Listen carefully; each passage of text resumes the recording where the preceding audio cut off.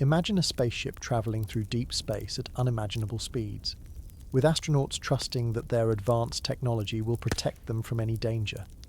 Now imagine that the greatest enemy of this ship is not a giant meteor or a distant black hole, but something so small you couldn't even see it with the naked eye. A grain of space dust.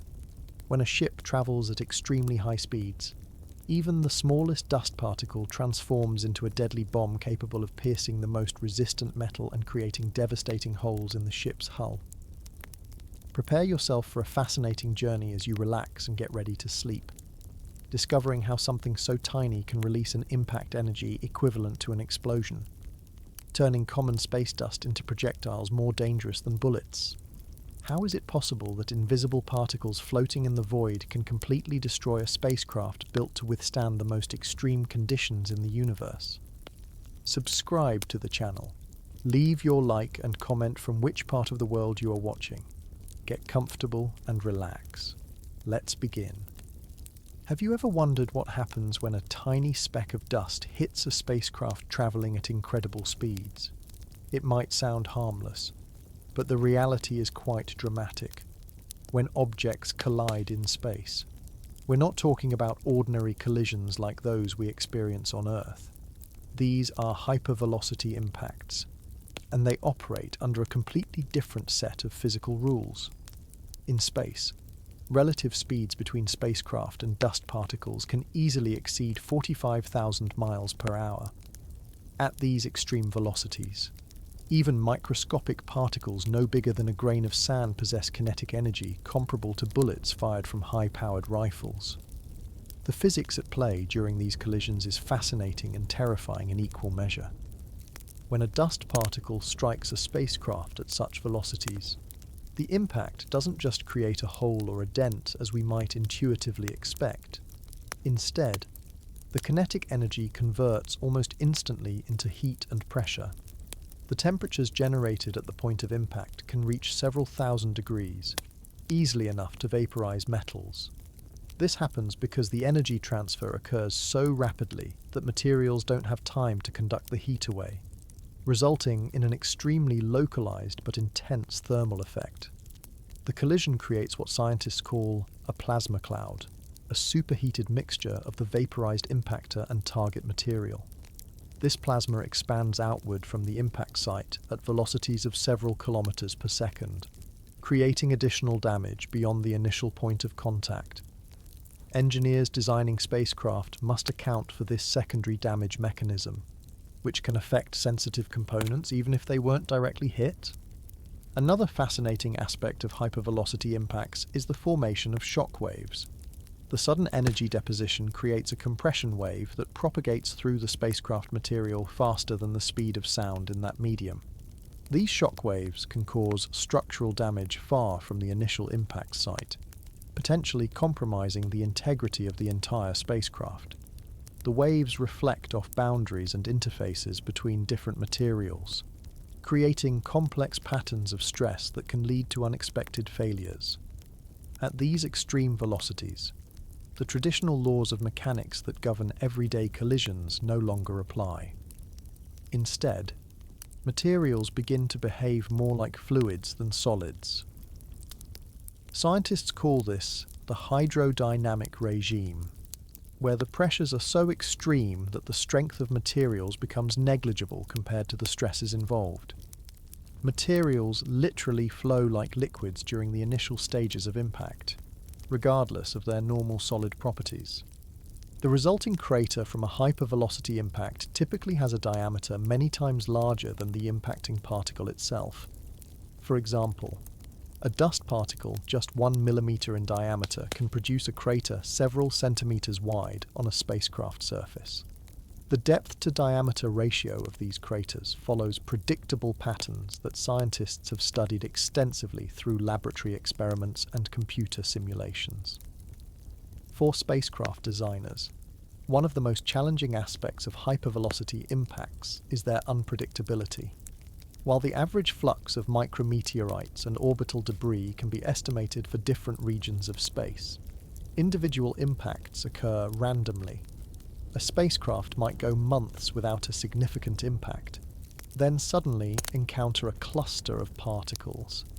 This statistical nature of impacts means that protection systems must be designed for probability rather than certainty. The damage mechanisms also vary depending on the composition of both the impacting particle and the target material. Metallic impactors tend to penetrate deeper but create narrower damage channels, while silicate particles, like most natural space dust, typically create wider, shallower craters. Composite materials used in modern spacecraft often exhibit complex failure modes that are difficult to predict without extensive testing. Laboratory studies of hypervelocity impacts use specialized equipment like two-stage light gas guns, which can accelerate projectiles to speeds of about 7 kilometers per second. While impressive, even these advanced facilities cannot fully replicate the highest velocities encountered in space. Therefore, engineers must extrapolate from available data and use computational models to predict impact effects at the extreme velocities that occur during actual space missions.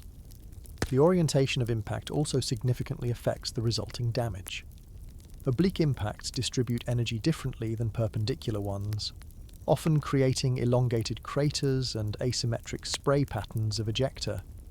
This directional aspect becomes particularly important for spacecraft that maintain specific orientations relative to their direction of travel, as certain surfaces may be more vulnerable than others. Space agencies invest considerable resources in developing and testing materials that can withstand or mitigate hypervelocity impacts. Multi-layer shields, such as the Whipple shield named after its inventor Fred Whipple, use spaced barriers to break up impacting particles and disperse their energy before they can reach critical components. These shields take advantage of the physical principles of hypervelocity impacts, specifically the tendency of impactors to fragment and vaporize upon hitting the first barrier. The risk from hypervelocity impacts increases with mission duration. Short missions might have a relatively low probability of encountering damaging particles, but long-duration missions like the International Space Station or proposed Mars voyages face cumulative risk that cannot be ignored. The ISS, for instance, has experienced numerous impacts throughout its operational life, necessitating occasional repairs and replacements of damaged components. As we venture farther into space and for longer durations, understanding the physics of hypervelocity impacts becomes increasingly crucial. Future interplanetary missions will face even greater relative velocities and longer exposure times, amplifying both the likelihood and potential severity of impacts. The development of advanced protection systems based on solid physical principles represents one of the key challenges in making long-term space exploration viable. The physics of these impacts also extends beyond spacecraft protection, informing our understanding of natural processes throughout the solar system. The same principles explain crater formation on moons and planets, the evolution of planetary ring systems, and even the formation of our solar system itself through countless high-energy collisions. What threatens our spacecraft today has shaped the cosmos throughout its history, operating under the same fascinating physical principles that scientists continue to study and engineers work to overcome. Composition and distribution of space dust. When we look up at the night sky, we tend to focus on the stars, planets, and perhaps the occasional comet or meteor. What we don't see is the vast amount of dust permeating the seemingly empty space between these larger objects. Space isn't actually empty at all. It contains countless tiny particles that can have enormous consequences for spacecraft traveling through the cosmic neighborhood. Space dust, also known as cosmic dust or interplanetary dust, varies tremendously in both size and composition. The smallest particles are submicroscopic, measuring less than 1 micrometer across. That's smaller than most bacteria. At the other end of the spectrum are particles several millimeters in diameter, which technically fall into the category of micrometeoroids rather than dust.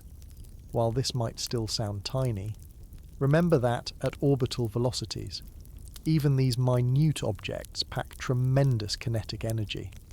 The composition of space dust reflects its diverse origins.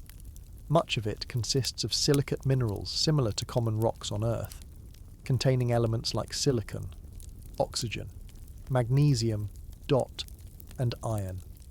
Another significant component is carbonaceous material, dust rich in carbon compounds. Some particles contain metals like nickel and iron, while others are composed of volatile ices, though these are primarily found in the colder outer regions of the solar system. Where does all this dust come from? The sources are surprisingly varied. A significant portion originates from comets, which release dust particles as their ices sublimate when they approach the Sun. As comets orbit through the solar system, they leave behind trails of dust that can persist for centuries or even millennia. These trails can form meteoroid streams that Earth and other planets pass through regularly, creating meteor showers when our planet encounters them. Asteroids represent another major source of space dust. When asteroids collide with each other, an event that happens surprisingly often in the densely populated asteroid belt between Mars and Jupiter, they produce countless fragments across all size scales. Even without collisions, the constant bombardment of asteroids by radiation and micrometeorites gradually erodes their surfaces, releasing small particles into space. Some space dust has even more exotic origins, coming from outside our solar system entirely. These interstellar dust particles travel through our neighbourhood after being ejected from distant star systems. Scientists are particularly interested in these travellers because they carry information about other regions of the galaxy. The Voyager spacecraft have detected increasing amounts of this interstellar dust as they've ventured beyond the heliosphere, the bubble of space influenced by our Sun. The distribution of space dust throughout the solar system is far from uniform. The inner solar system, where Earth resides, contains dust that spirals slowly toward the Sun due to a phenomenon called Poynting-Robertson drag, where sunlight itself creates a gentle braking effect on orbiting particles. This creates a general inward migration of dust over time. The zodiacal cloud is a significant concentration of dust that lies primarily along the plane of the ecliptic, the same plane in which the planets orbit. This cloud is dense enough to be visible from Earth under the right conditions as a faint glow before dawn or after dusk, known as zodiacal light. The dust in this cloud comes primarily from comets and asteroids and represents a major hazard for spacecraft operating in the inner solar system. Distinct dust rings have also been observed around the orbits of planets. Earth itself has a dust ring, though it's extremely tenuous. More substantial dust rings exist near the orbits of Venus and Mercury, as well as in the vicinity of Mars. These concentrations occur due to gravitational resonances with the planets, which can trap dust in specific orbital patterns. The asteroid belt between Mars and Jupiter contains a much higher density of dust, as one might expect given the frequent collisions between asteroids in this region. Spacecraft passing through the asteroid belt must contend with an elevated risk of impacts, though the popular notion of a densely packed field of asteroids is greatly exaggerated in science fiction. Even in the asteroid belt, the space between larger bodies is vast, but the concentration of microscopic dust is notably higher than in other regions. Beyond Jupiter, the dynamics of dust change considerably. The gas giant planets like Jupiter and Saturn have powerful magnetic fields that interact with charged dust particles, influencing their distribution. Jupiter, in particular, acts as a kind of vacuum cleaner, its enormous gravitational pull capturing many dust particles that might otherwise travel inward toward the Sun. This creates a relative clearing in some regions while concentrating dust in others. The outer solar system contains dust from additional sources, including the Kuiper Belt, a region beyond Neptune populated by icy bodies similar to Pluto. Collisions between Kuiper Belt objects generate dust with different compositions than those found in the inner solar system, typically containing more icy compounds and volatile materials that would vaporize closer to the Sun. Studying the distribution of space dust presents considerable challenges. Much of our knowledge comes from spacecraft equipped with dust detectors, like those aboard the Galileo, Cassini, and New Horizons missions. These instruments have provided valuable data about dust concentrations in different regions of the solar system. Earth-based observations of zodiacal light also help map the larger-scale distribution of dust in the inner solar system.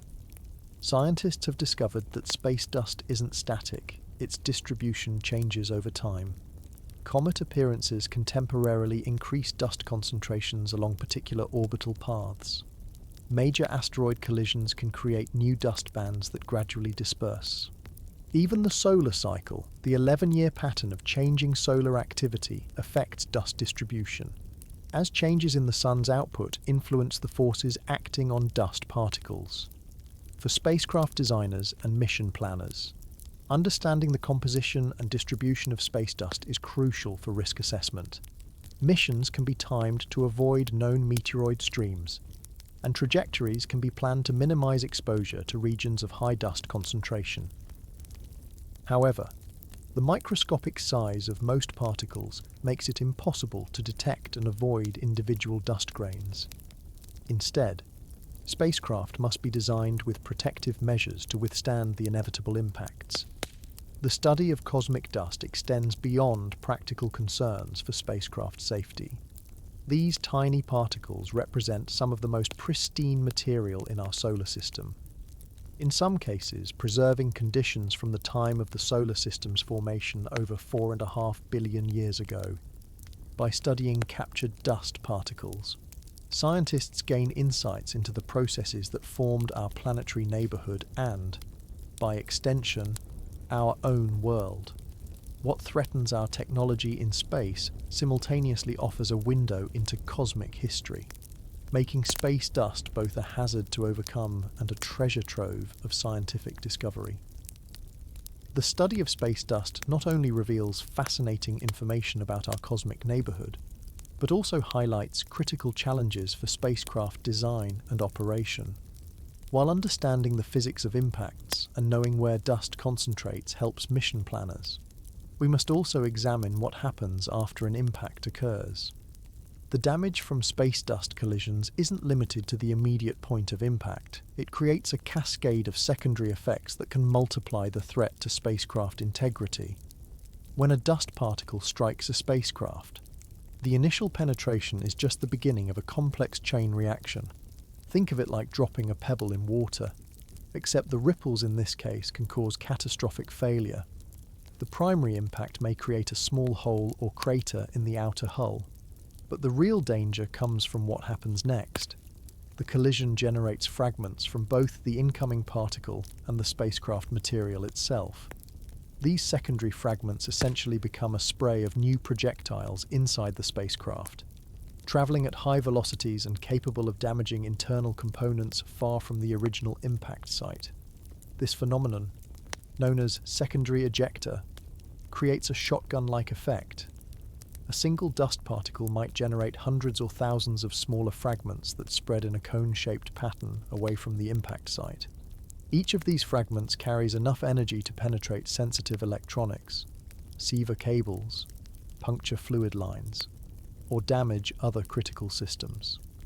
In pressurized environments like crew cabins, these secondary impacts can be particularly dangerous, as they may create multiple breach points that accelerate air loss in an emergency situation.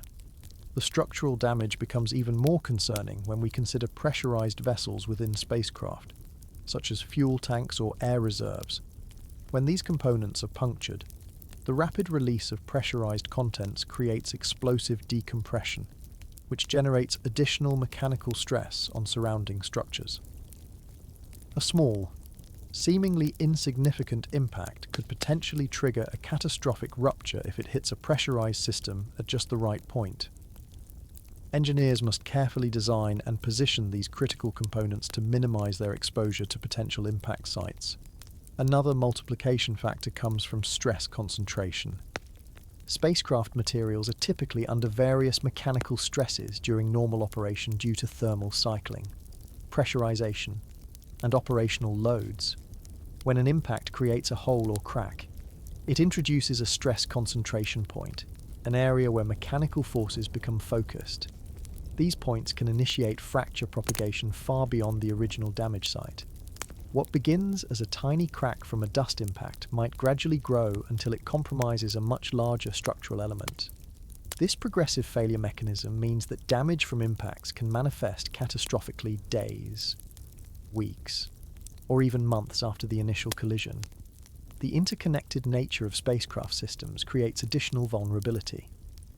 Modern spacecraft rely on complex networks of power, data, and thermal management systems. These networks typically have built-in redundancy, but a single impact that damages a critical junction point could potentially affect multiple systems simultaneously. For example, a dust particle penetration might sever a cable bundle carrying both power and data lines, simultaneously disabling propulsion control and communication systems. This interconnectedness means that engineers must carefully map potential failure paths and ensure that critical systems have physical separation or adequate protection. Temperature effects also multiply the damage potential of impacts. When a high-velocity particle strikes a spacecraft, the instantaneous heating can create localized thermal damage. Materials may melt, warp, or even vaporize at the impact site. This thermal effect can trigger secondary failures in nearby components, particularly in electronics sensitive to temperature extremes. Additionally, thermal cycling, the repeated heating and cooling as spacecraft move between sunlight and shadow, can cause impact damage to worsen over time as materials expand and contract around the damaged area.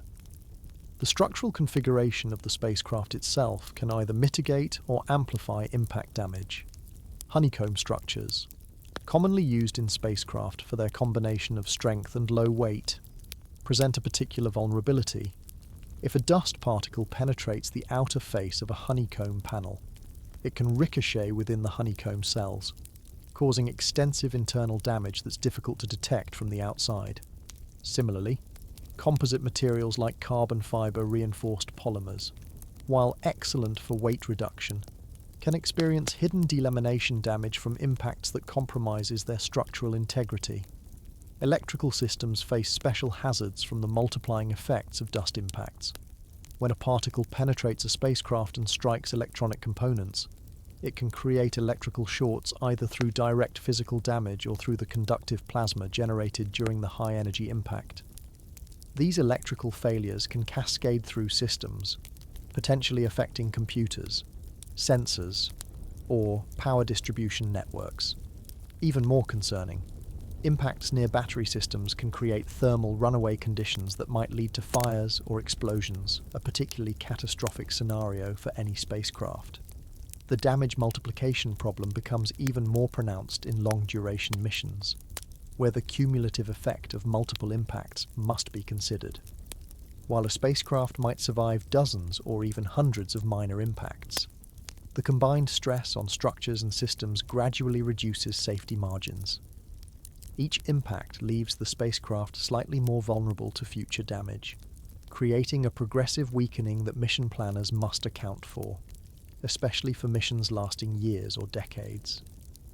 For crewed spacecraft, the psychological impact of damage multiplication adds another dimension. Astronauts must live and work with the knowledge that a single impact could potentially escalate into a life-threatening emergency. Training protocols include emergency response procedures for impact scenarios, and crew quarters are typically located in the most protected areas of the spacecraft.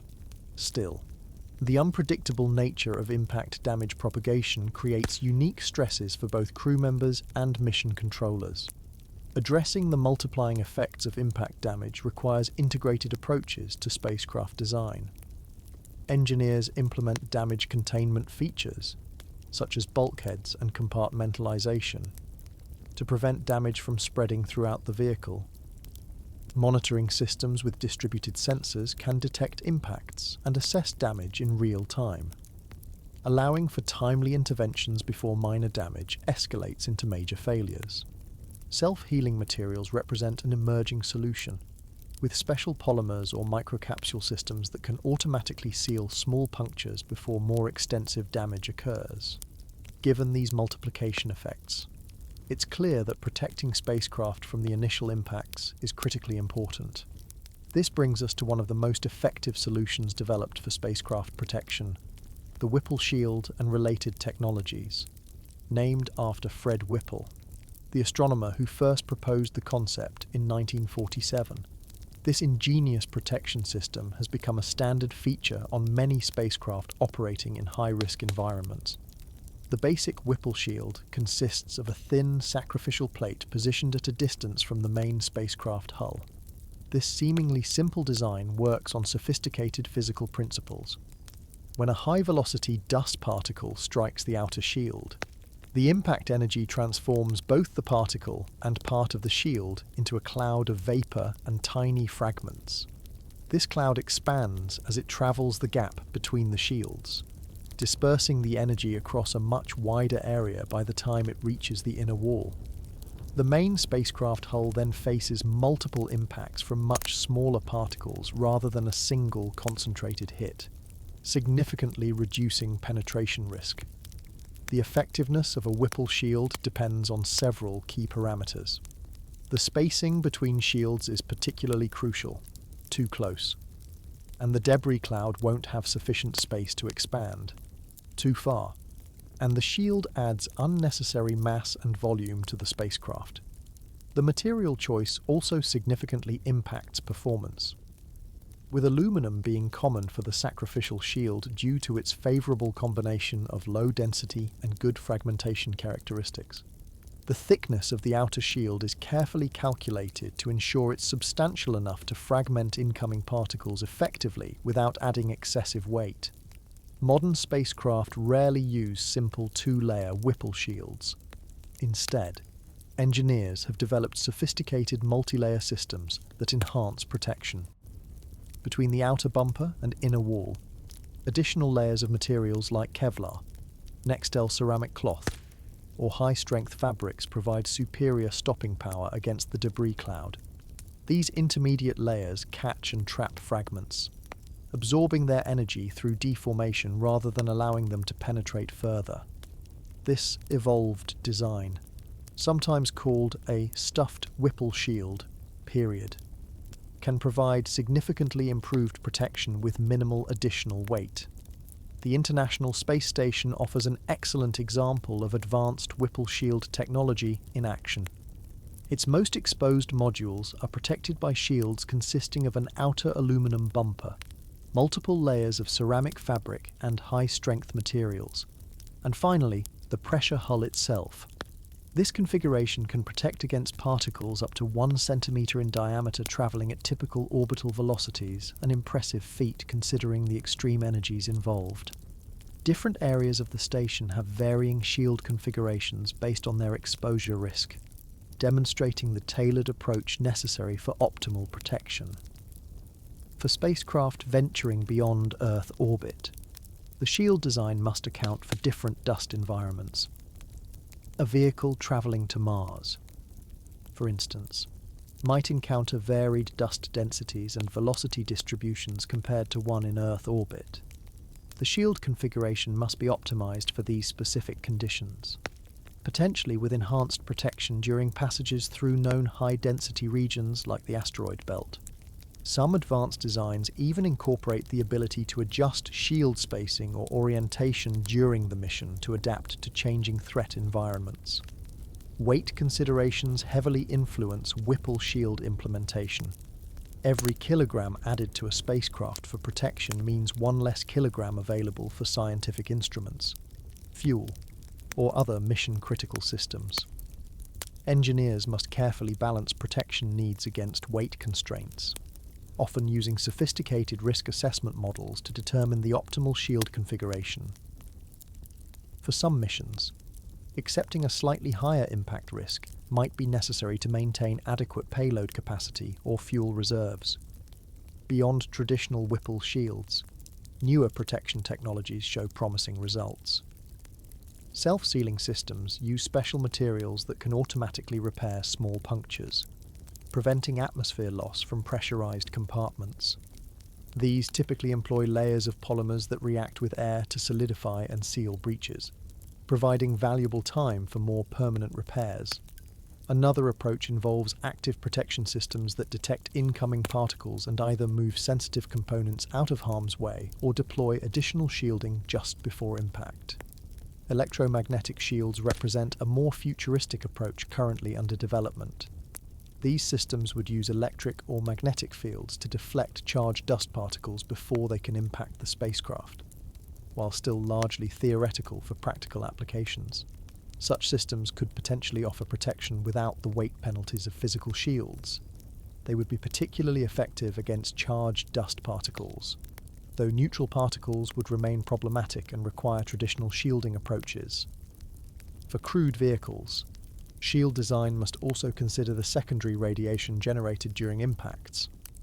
When high-velocity particles strike shielding materials, the collision can produce radiation that poses health risks to astronauts.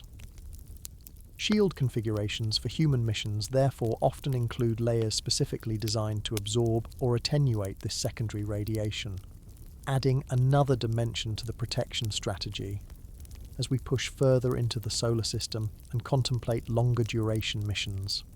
Whipple shield technology continues to evolve. Researchers are exploring new materials with unprecedented strength-to-weight ratios, smart shields that can reconfigure themselves based on threat assessments, and hybrid systems that combine physical barriers with electromagnetic protection.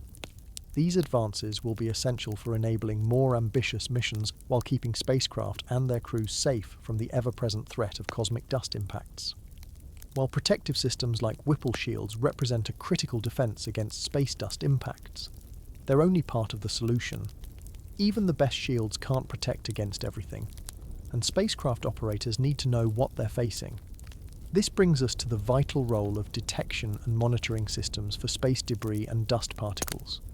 These systems act as the eyes and ears of our space missions, providing crucial awareness of the threats that lurk in the seemingly empty void. The challenge of detecting space dust begins with its size.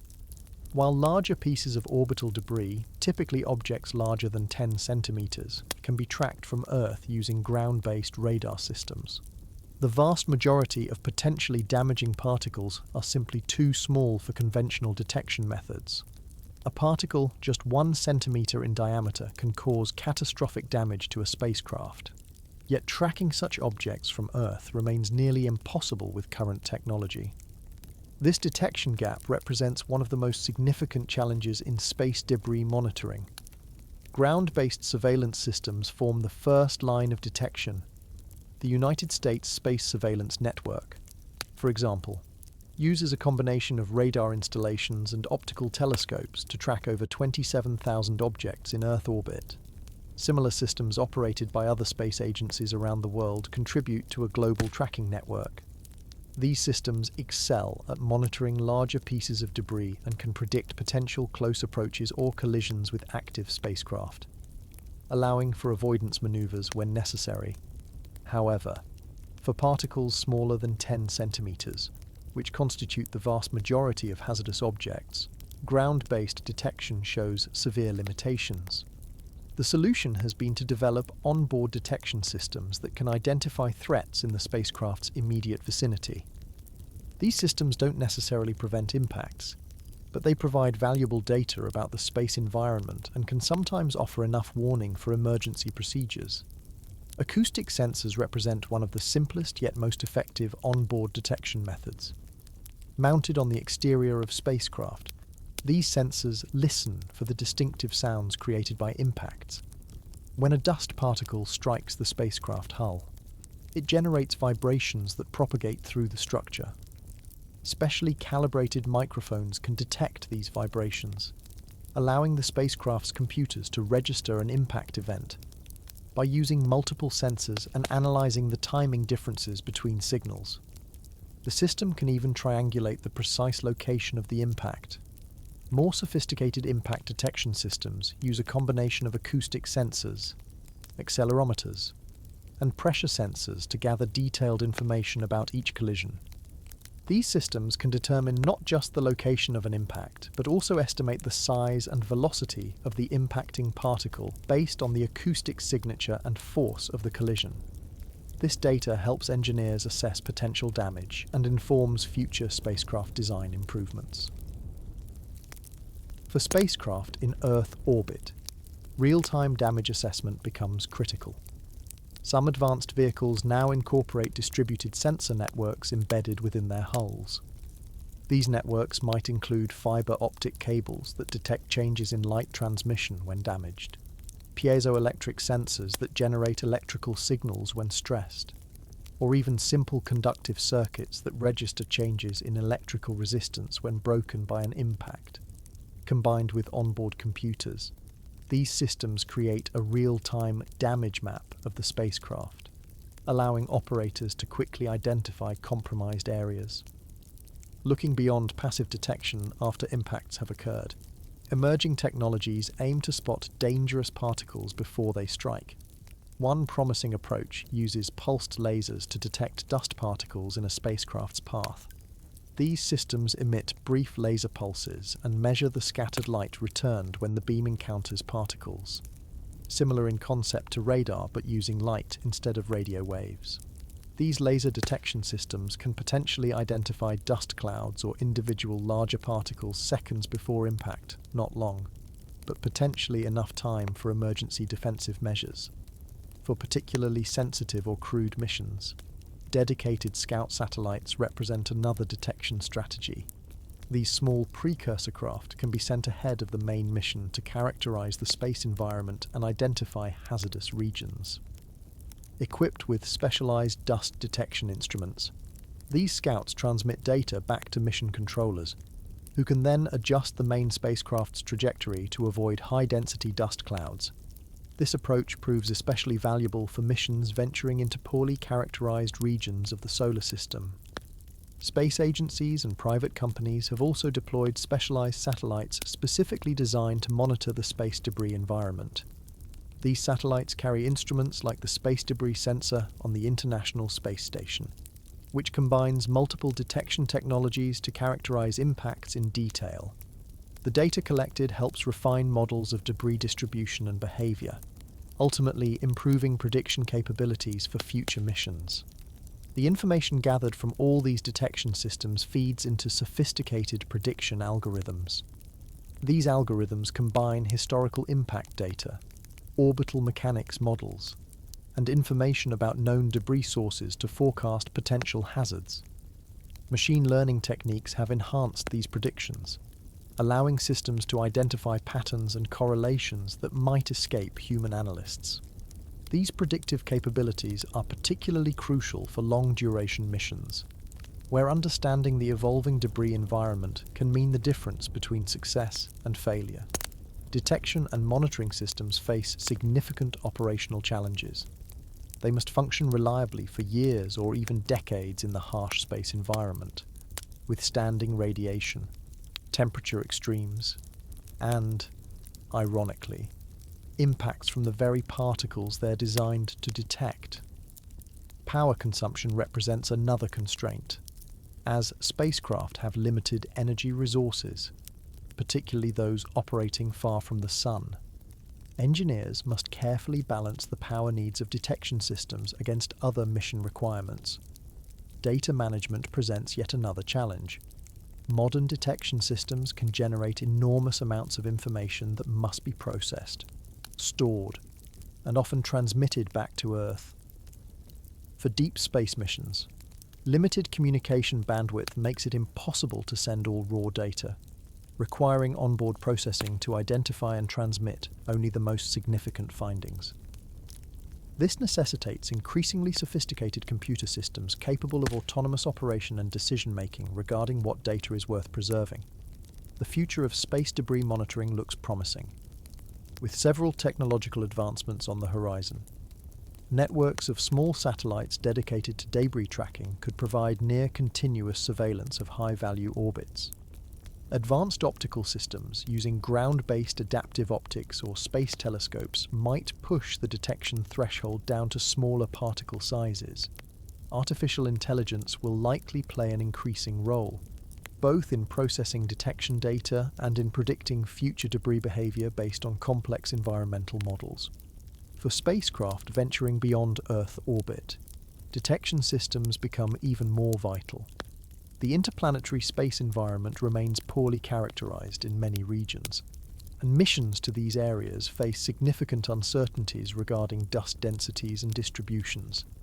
Dedicated survey missions can help, but ultimately, every spacecraft becomes its own detector, gathering valuable data that improves models for future expeditions. As our presence in space expands, the importance of these detection and monitoring systems will only grow. They represent not just a technical challenge, but a shared responsibility of all spacefaring nations to maintain awareness of the space environment we increasingly rely upon.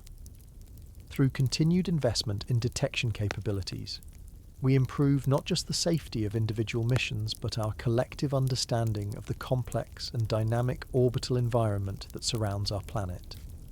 While detection systems provide crucial information about space dust hazards, mission planners face a fundamental dilemma when designing spacecraft missions: the speed dilemma. This challenging trade-off between mission duration and impact risk represents one of the core problems in spacecraft design, particularly for missions venturing beyond Earth orbit. The issue centers on a simple but unforgiving physical reality. The faster a spacecraft travels, the more destructive potential impacts become. This relationship isn't linear, it's exponential. The energy of an impact increases with the square of the relative velocity between the spacecraft and the dust particle. Double your spacecraft's speed, and you quadruple the energy of any impact. Triple the speed, and the energy increases by a factor of 9. This sobering mathematics creates a paradox for mission planners. Consider a mission to Mars, our closest planetary neighbour. Using conventional propulsion, a spacecraft might take 6 to 9 months to reach the red planet. During this extended journey, the vehicle remains exposed to potential dust impacts throughout the voyage. One approach to reducing this exposure period would be increasing the spacecraft's velocity, thus shortening the trip duration. A faster transit means less time spent in interplanetary space and, theoretically, fewer opportunities for damaging impacts. However, this apparent solution introduces its own problem. The higher velocity dramatically increases the destructive potential of each individual impact. A dust particle that might cause minor damage at lower speeds could potentially be catastrophic at higher velocities. Engineers must carefully weigh whether it's better to accept a longer exposure to less energetic impacts or a shorter exposure to more devastating ones.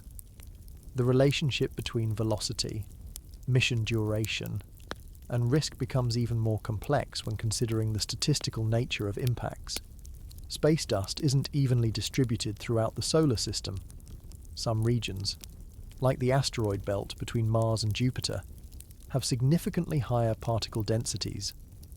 A faster spacecraft might spend less time in these high-density regions, potentially offsetting some of the increased risk from higher impact energies. This calculation depends heavily on the specific trajectory and dust environment of each mission. For missions within Earth orbit, the speed dilemma manifests differently. Satellites and space stations typically maintain orbital velocities around 7 to 8 kilometers per second relative to Earth. However, because orbital debris also circles Earth at similar speeds, relative impact velocities can reach 14 kilometers per second or more depending on the orbital directions. Higher orbits generally experience lower debris densities but may involve different velocity distributions, creating complex risk calculations for mission planners. The speed dilemma becomes particularly acute for interplanetary missions, where much higher velocities are both possible and desirable. A spacecraft using a gravity assist from Jupiter to reach Saturn might achieve speeds of 30 to 40 kilometers per second, dramatically reducing travel time but making each potential impact extraordinarily energetic. The New Horizons mission to Pluto, for instance, traveled at about 16 kilometers per second, fast enough that a collision with a particle the size of a rice grain could have disabled the spacecraft. Advanced propulsion technologies only intensify this dilemma. Ion drives, nuclear thermal propulsion, and other emerging technologies offer the potential for significantly higher spacecraft velocities than conventional chemical rockets.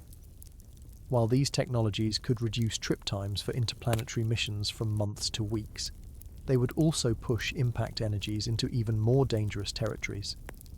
A spacecraft using nuclear propulsion to reach Mars in just 30 days would face impact energies several times higher than those experienced by conventional missions.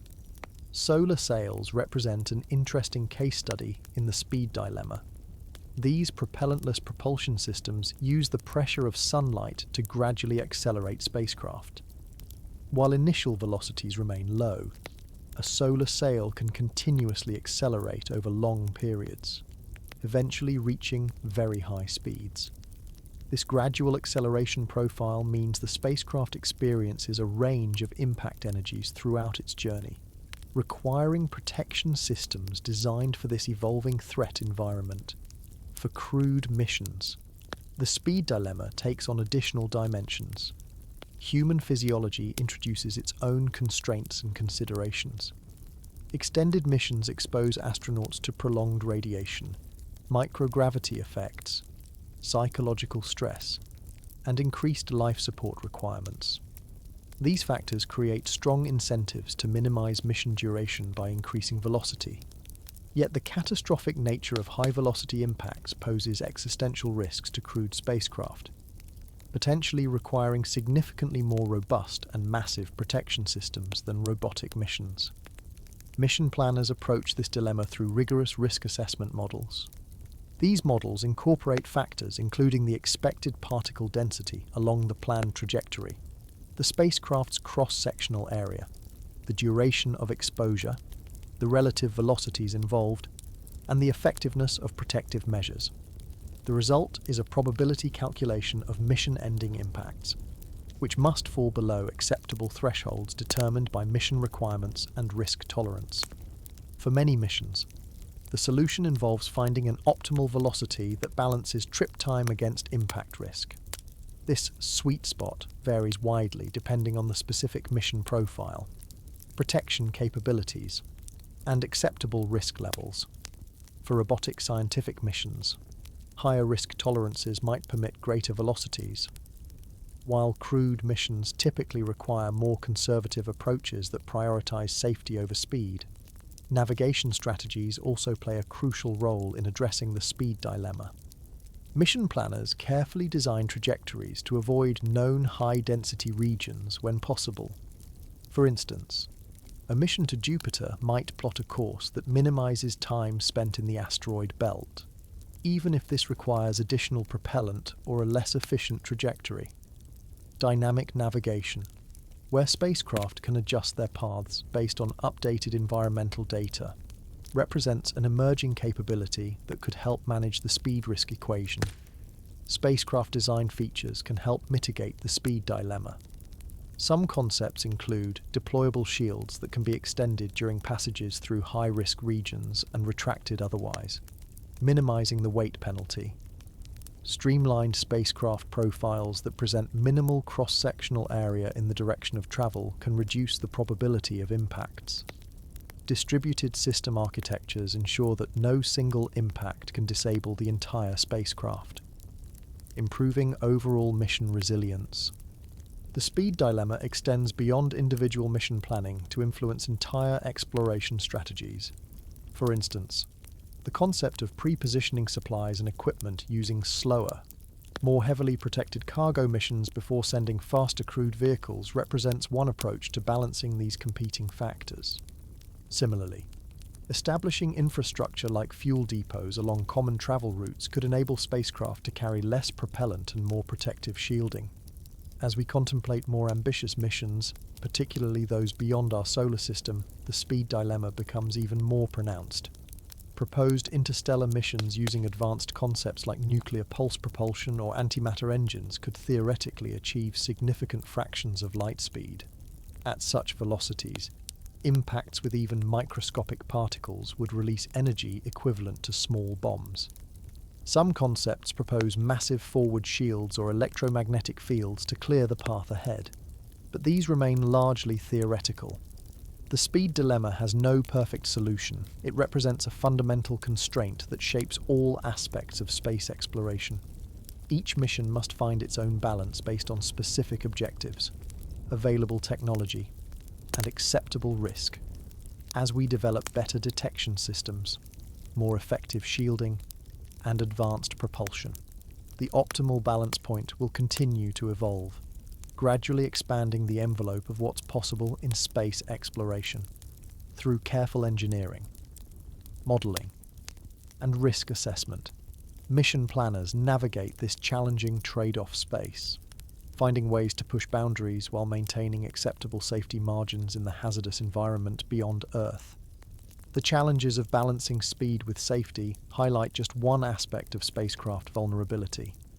While engineers work to find the optimal velocity for missions, certain spacecraft components remain particularly susceptible to damage regardless of speed. Among these vulnerable elements, solar panels and thermal radiators stand out as especially problematic from a protection standpoint, creating unique challenges for spacecraft designers. Solar panels present a particular vulnerability due to their fundamental requirements. They must have large surface areas directly exposed to space to capture sufficient sunlight for power generation. This same characteristic makes them perfect targets for space dust impacts. A typical spacecraft might have solar panels with surface areas of dozens or even hundreds of square meters, creating an enormous target compared to the compact body of the vehicle itself. The International Space Station, for example, has 8 solar array wings with a combined surface area of over 2,000 square meters, essentially a massive collection surface for space debris and micrometeorites. The construction of solar panels compounds their vulnerability. Most designs use relatively thin materials to minimize weight. Typical spacecraft solar cells might be only a few hundred micrometers thick, mounted on lightweight backing materials. This construction offers minimal resistance to penetration by high-velocity particles. Even a tiny dust particle can punch through these thin structures, potentially damaging the delicate photovoltaic cells or the electrical connections between them. When a micrometeoroid strikes a solar panel, several types of damage can occur. Direct hits on solar cells can crack or shatter them, immediately reducing power generation capacity. Impacts can also sever the electrical connections between cells or damage the power distribution networks that carry electricity from the panels to the spacecraft systems. Perhaps most concerning is the potential for electrical shorts created when impacts penetrate the insulating layers between different electrical components, potentially causing cascading failures throughout the power system. The orientation of solar panels often increases their risk exposure. To maximize power generation, panels typically maintain an orientation perpendicular to the sun's rays. This orientation frequently aligns the panel's broad faces with the spacecraft's direction of travel, maximizing the effective cross-sectional area exposed to potential impacts. While some spacecraft can adjust panel orientation to reduce exposure during periods of high debris risk, this reduces power generation, creating yet another operational trade-off for mission planners. Thermal radiators face similar challenges for different reasons. These components are essential for spacecraft temperature regulation, particularly for missions in the inner solar system where solar heating can quickly raise temperatures to damaging levels. Like solar panels, radiators need large surface areas exposed to space, in their case, to efficiently radiate excess heat away from the spacecraft. This requirement once again creates large, vulnerable surfaces that cannot be easily protected without compromising their primary function. Radiators typically consist of thin metal panels with internal fluid circulation channels. These channels carry heat transfer fluids that collect thermal energy from the spacecraft systems and transport it to the radiator surfaces for dissipation. The thin-walled construction of these fluid pathways creates a serious vulnerability. Even a small impact that punctures a coolant channel can release the heat transfer fluid, potentially disabling the entire thermal control system. Essence. Without proper thermal regulation, a spacecraft's electronics can quickly overheat, leading to system failures or even complete mission loss. The location of radiators on a spacecraft often compounds their vulnerability. To function effectively, radiators must have clear views of deep space, away from the sun and other heat sources like planetary bodies. This positioning requirement often places them on the spacecraft's flanks or trailing surfaces, areas that may be difficult to protect with standard shielding approaches. Engineers must carefully balance thermal performance against impact protection in these critical systems. Both solar panels and radiators share another common vulnerability: their extended deployment configurations. Many spacecraft launch with these components in folded or stowed positions to fit within rocket fairings, then deploy them once in space. These deployment mechanisms, including hinges, motors, and locking systems, create additional potential failure points. An impact near these mechanisms could jam or damage them, preventing proper deployment and compromising the entire mission before it truly begins. The electrical and fluid connections between these extended components and the main spacecraft body create additional vulnerability zones. These connection points often involve bundles of wires or fluid lines passing through relatively confined spaces with limited protection options. Damage to these critical interfaces can have effects far beyond the immediate impact area, potentially disabling entire systems even when the damage appears localized. Engineers have developed several approaches to address these vulnerabilities, though all involve trade-offs. Segmented solar array designs distribute power generation across multiple independent sections, ensuring that damage to one area doesn't disable the entire power system. Some advanced concepts include redundant electrical routing pathways that can bypass damaged sections, maintaining power flow even after multiple impacts. For thermal radiators, dual-loop systems provide one solution. These designs use two separate fluid circuits with a heat exchanger between them. The primary loop operates inside the protected spacecraft body, while the secondary loop runs through the exposed radiator panels. If the external loop is punctured, the spacecraft loses some cooling efficiency but doesn't lose its cooling fluid entirely, allowing continued operation at reduced capacity. Newer spacecraft designs increasingly incorporate sacrificial or replaceable elements for these vulnerable systems. The International Space Station, for instance, has replaceable solar array sections that astronauts can swap out during spacewalks if damage becomes severe. Future deep space habitat concepts include similar modular approaches to critical exposed systems, allowing for repairs or replacements during long-duration missions. Material advances also offer promising solutions. Thin-film solar cells can be applied to flexible substrates that are more resistant to impact penetration than traditional rigid panels. Self-healing materials incorporating microcapsules of repair compounds might eventually allow punctured radiator tubes to seal themselves after minor impacts. Multiple-layer insulation techniques, already used for thermal protection, can be optimized to provide additional micrometeoroid protection without significantly increasing weight. Despite these innovations, the fundamental tension remains. The very features that make solar panels and radiators effective at their primary functions also make them inherently vulnerable to space dust impacts. As we continue pushing farther into the solar system, with longer duration missions and larger spacecraft, managing these vulnerabilities will remain a central challenge for spacecraft designers and mission planners. The real-world consequences of space dust impacts aren't just theoretical concerns. Throughout the history of space exploration, numerous missions have experienced significant effects from collisions with micrometeoroids and orbital debris. These case studies provide valuable lessons about the reality of operating in an environment where even the smallest particles can cause outsized problems. Perhaps the most continuously monitored example is the International Space Station, ISS. which has experienced numerous impacts throughout its more than 20 years in orbit. As the largest human-made structure in space, with a pressurized volume comparable to a 6-bedroom house, the station presents a substantial target for orbital debris.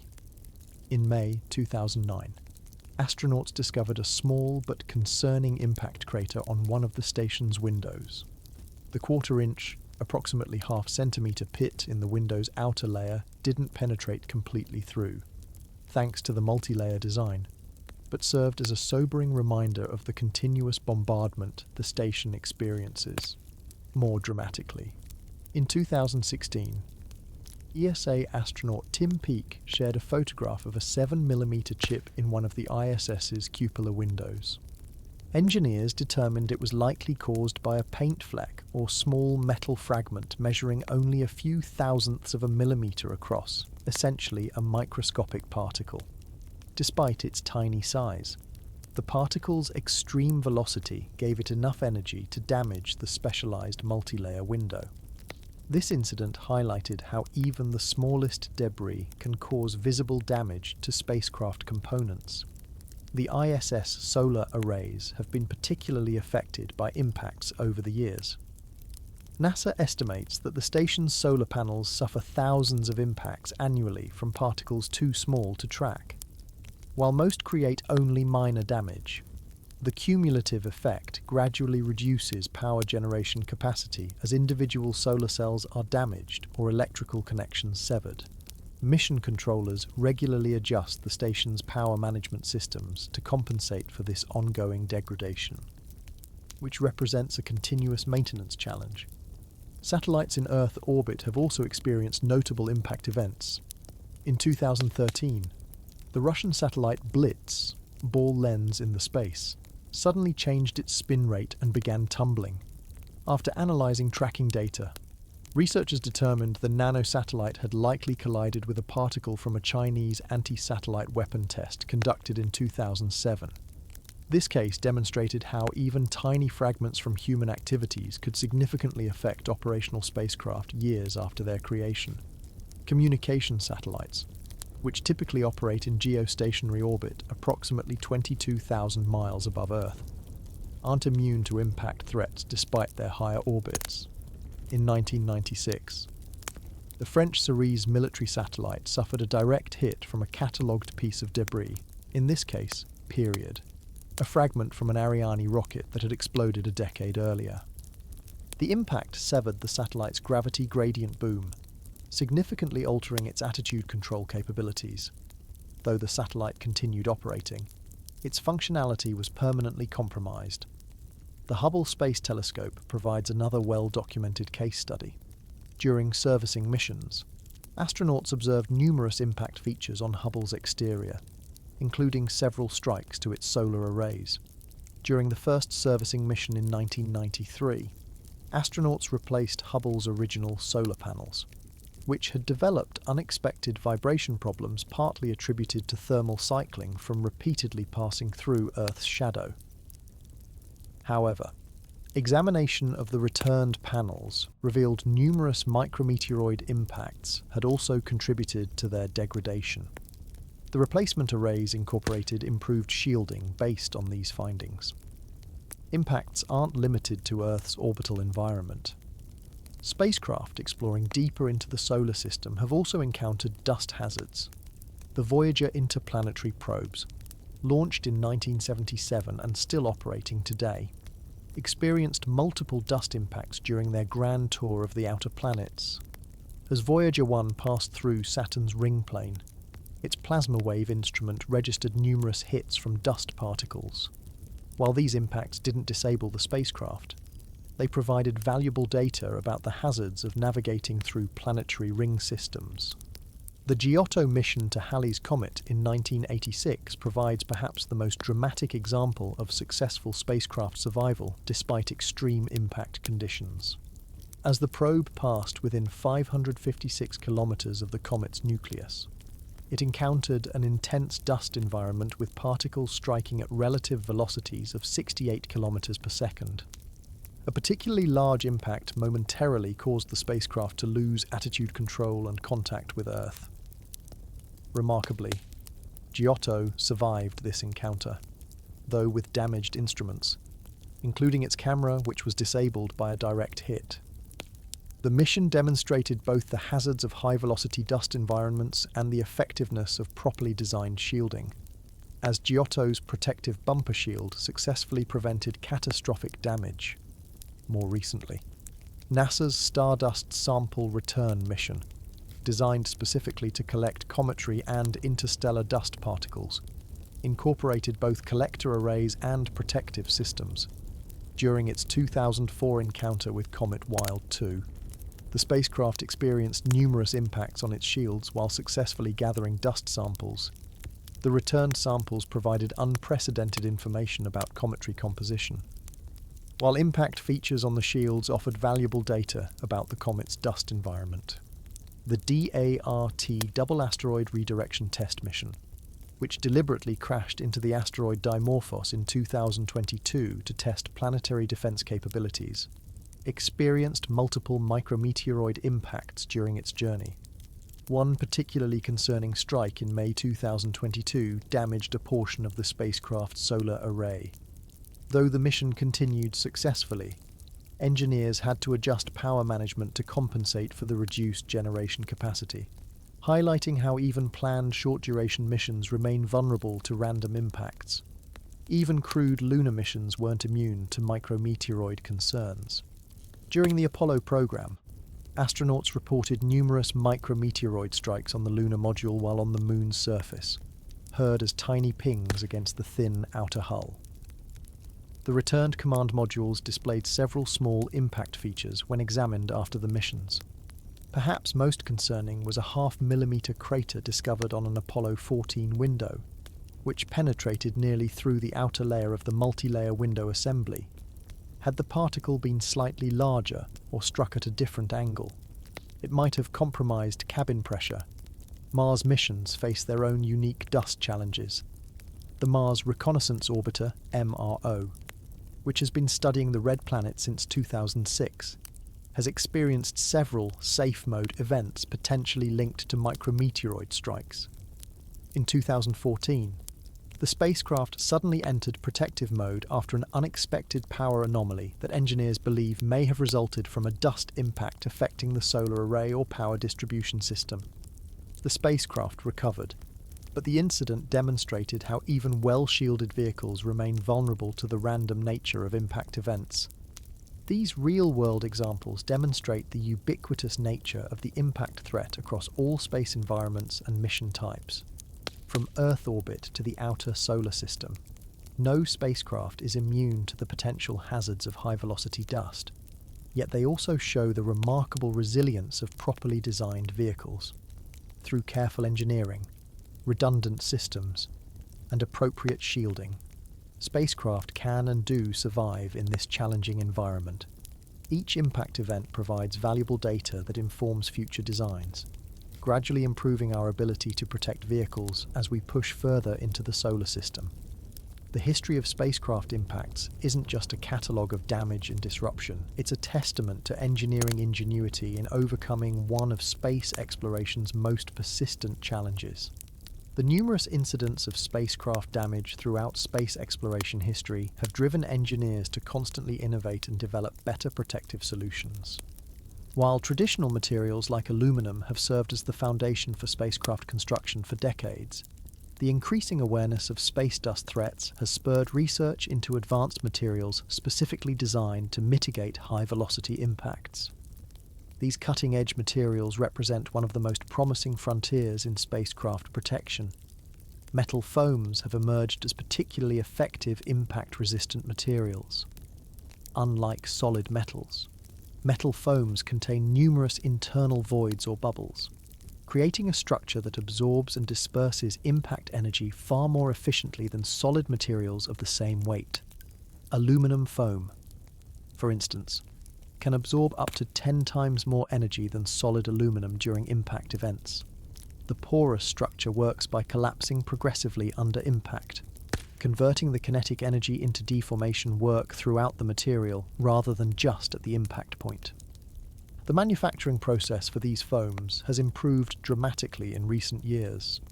Early metal foams suffered from inconsistent cell structures that created weak points and unpredictable performance. Modern production techniques now allow precise control of cell size, distribution, and wall thickness point, resulting in metal foams with highly predictable mechanical properties optimized for specific impact scenarios. Some advanced manufacturing methods even create gradient foams with varying density throughout the material, placing higher density regions where impact protection is most critical. Another remarkable class of materials gaining attention is aerogels, often called frozen smoke due to their nearly transparent appearance. These materials hold the record as the world's lightest solids, with some silica aerogels having densities just 3 times that of air, despite their incredibly low weight. Aerogels demonstrate remarkable capabilities for capturing hypervelocity particles. Their complex nanoporous structure works like a microscopic maze that gradually slows incoming particles without creating the secondary debris spray that occurs with traditional shield materials. NASA's Stardust mission demonstrated aerogel's effectiveness by using blocks of this material to capture dust particles from Comet Wild 2 and return them to Earth for analysis. Remarkably, the aerogel slowed and stopped particles travelling at over 14,000 miles per hour without destroying them, preserving their composition for scientific study. This same property makes aerogels promising for spacecraft shielding, where they could potentially capture rather than fragment incoming dust particles. Carbon-based materials represent another frontier in impact protection. Carbon fibre reinforced plastics, CFRP, already serve as structural components in many spacecraft due to their excellent strength-to-weight ratio. However, recent advances have enhanced their impact resistance significantly. By manipulating the weave patterns and resin systems, engineers have created carbon fibre composites specifically optimized to dissipate impact energy. Some of these materials incorporate multiple fibre types in hybrid composites, combining the different mechanical properties of carbon, aramid, and other fibres to improve overall impact performance. Perhaps most exciting are carbon nanotube reinforced composites. These materials incorporate carbon structures with wall thicknesses just 1 atom thick, yet with tensile strength approximately 100 times greater than steel, when properly integrated into composite matrices. Carbon nanotubes create materials with unprecedented impact resistance. Early tests suggest that nanotube reinforced panels just a few millimeters thick might provide protection equivalent to much thicker conventional shields, though manufacturing challenges currently limit their practical application. Ongoing research promises to make these materials more accessible for future spacecraft. Self-healing materials represent a particularly innovative approach to the impact problem. Rather than simply trying to prevent damage, these materials can repair themselves after being damaged. One approach uses microencapsulation, where tiny capsules containing repair agents are embedded throughout the material. When a micrometeoroid punctures the material, these capsules rupture and release their contents, which then polymerize or solidify to seal the damage. More advanced self-healing systems use vascular networks, essentially artificial blood vessels running throughout the material that can deliver repair agents to damaged areas. When impacts create breaches, these channels release healing compounds that flow into the damaged zone and solidify. Some experimental systems can even repair multiple impacts to the same area, providing remarkable damage tolerance for extended missions where multiple strikes are inevitable. Ceramic composites offer another promising avenue for impact protection. Traditional ceramics are known for their hardness, but are typically too brittle for spacecraft applications. However, ceramic matrix composites, CMCs, combine ceramic materials with reinforcing fibers to create systems that maintain the hardness needed to fragment incoming particles while preventing catastrophic cracking of the shield itself. These materials can withstand extreme temperatures. making them particularly valuable for spacecraft components that experience both impact risks and thermal challenges. Gradient and functionally graded materials represent a sophisticated approach to impact protection. Rather than having uniform properties throughout, these materials change gradually from one side to the other. For example, a shield might transition from a softer, more ductile outer layer that absorbs initial impact energy to a progressively harder inner structure that stops any remaining fragments. This gradient approach maximizes protection while minimizing weight, as each layer serves a specific purpose in the impact energy dissipation process. Metamaterials, engineered materials with properties not found in nature, are also showing promise for impact protection. By creating precise microstructural patterns, engineers can design materials that direct and disperse shockwaves in predetermined ways. Some experimental metamaterials can actually channel impact energy away from sensitive areas through carefully designed internal structures that guide pressure waves along specific paths. Though still largely experimental, these materials could eventually allow spacecraft to steer impact energy away from critical components. Advanced manufacturing techniques, particularly additive manufacturing or three-dimensional printing, have revolutionized what's possible in impact-resistant design. These methods allow the creation of complex internal structures that would be impossible to produce with traditional manufacturing.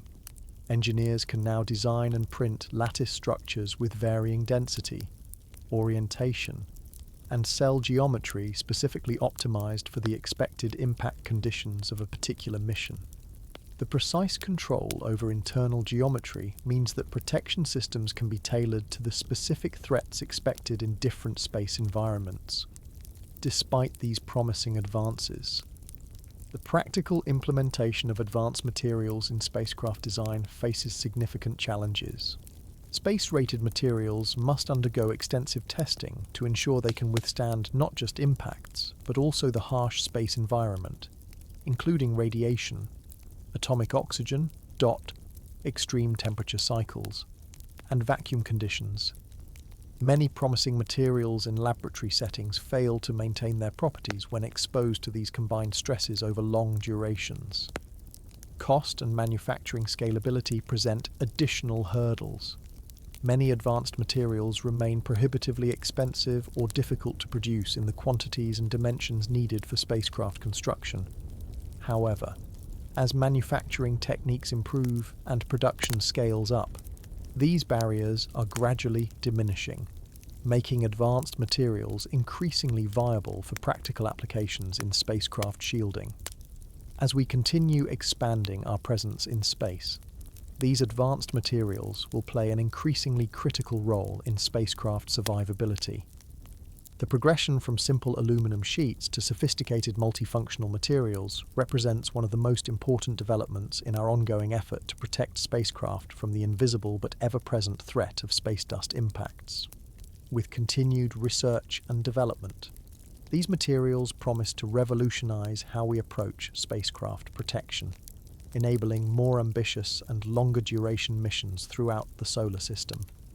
While material advances continue to improve spacecraft protection generally, there are fundamental differences in how we approach dust impact risks depending on whether a mission carries human crew or operates robotically.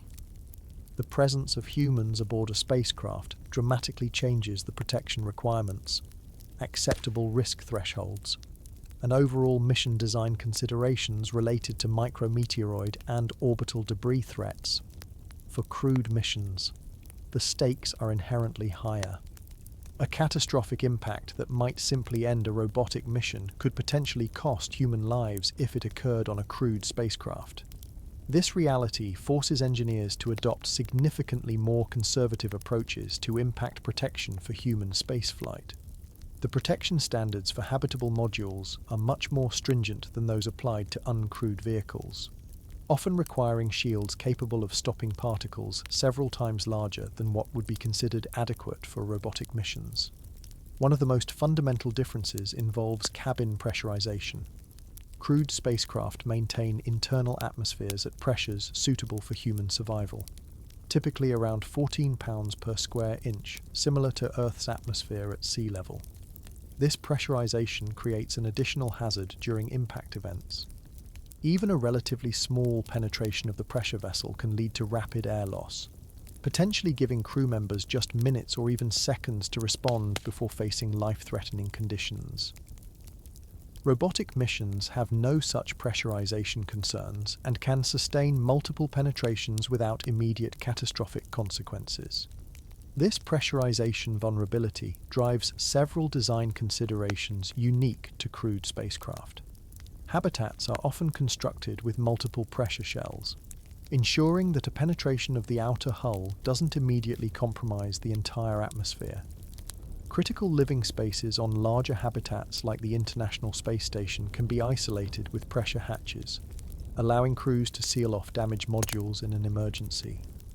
Some advanced habitat designs incorporate automatic detection and sealing systems that can identify breaches and deploy emergency patches without human intervention. The psychology of risk also differs dramatically between crewed and uncrewed missions. Astronauts must live and work with the knowledge that their habitat is constantly exposed to potential impacts.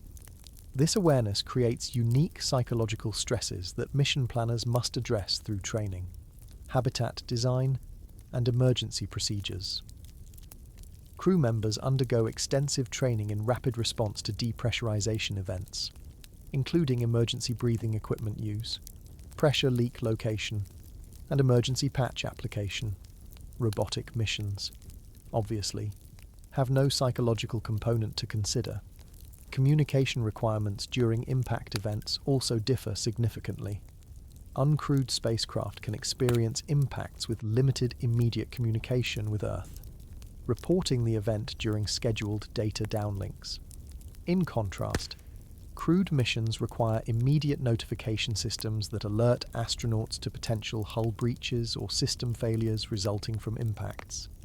The International Space Station, for instance, features extensive automated monitoring systems that can detect pressure changes, vibrations, and other signatures of potential impact events, immediately alerting the crew through visual and auditory alarms. The acceptable failure rates for various systems differ dramatically between mission types. For critical life support systems on crewed missions, protection standards might specify survival probabilities of 99.9% or higher over the mission duration.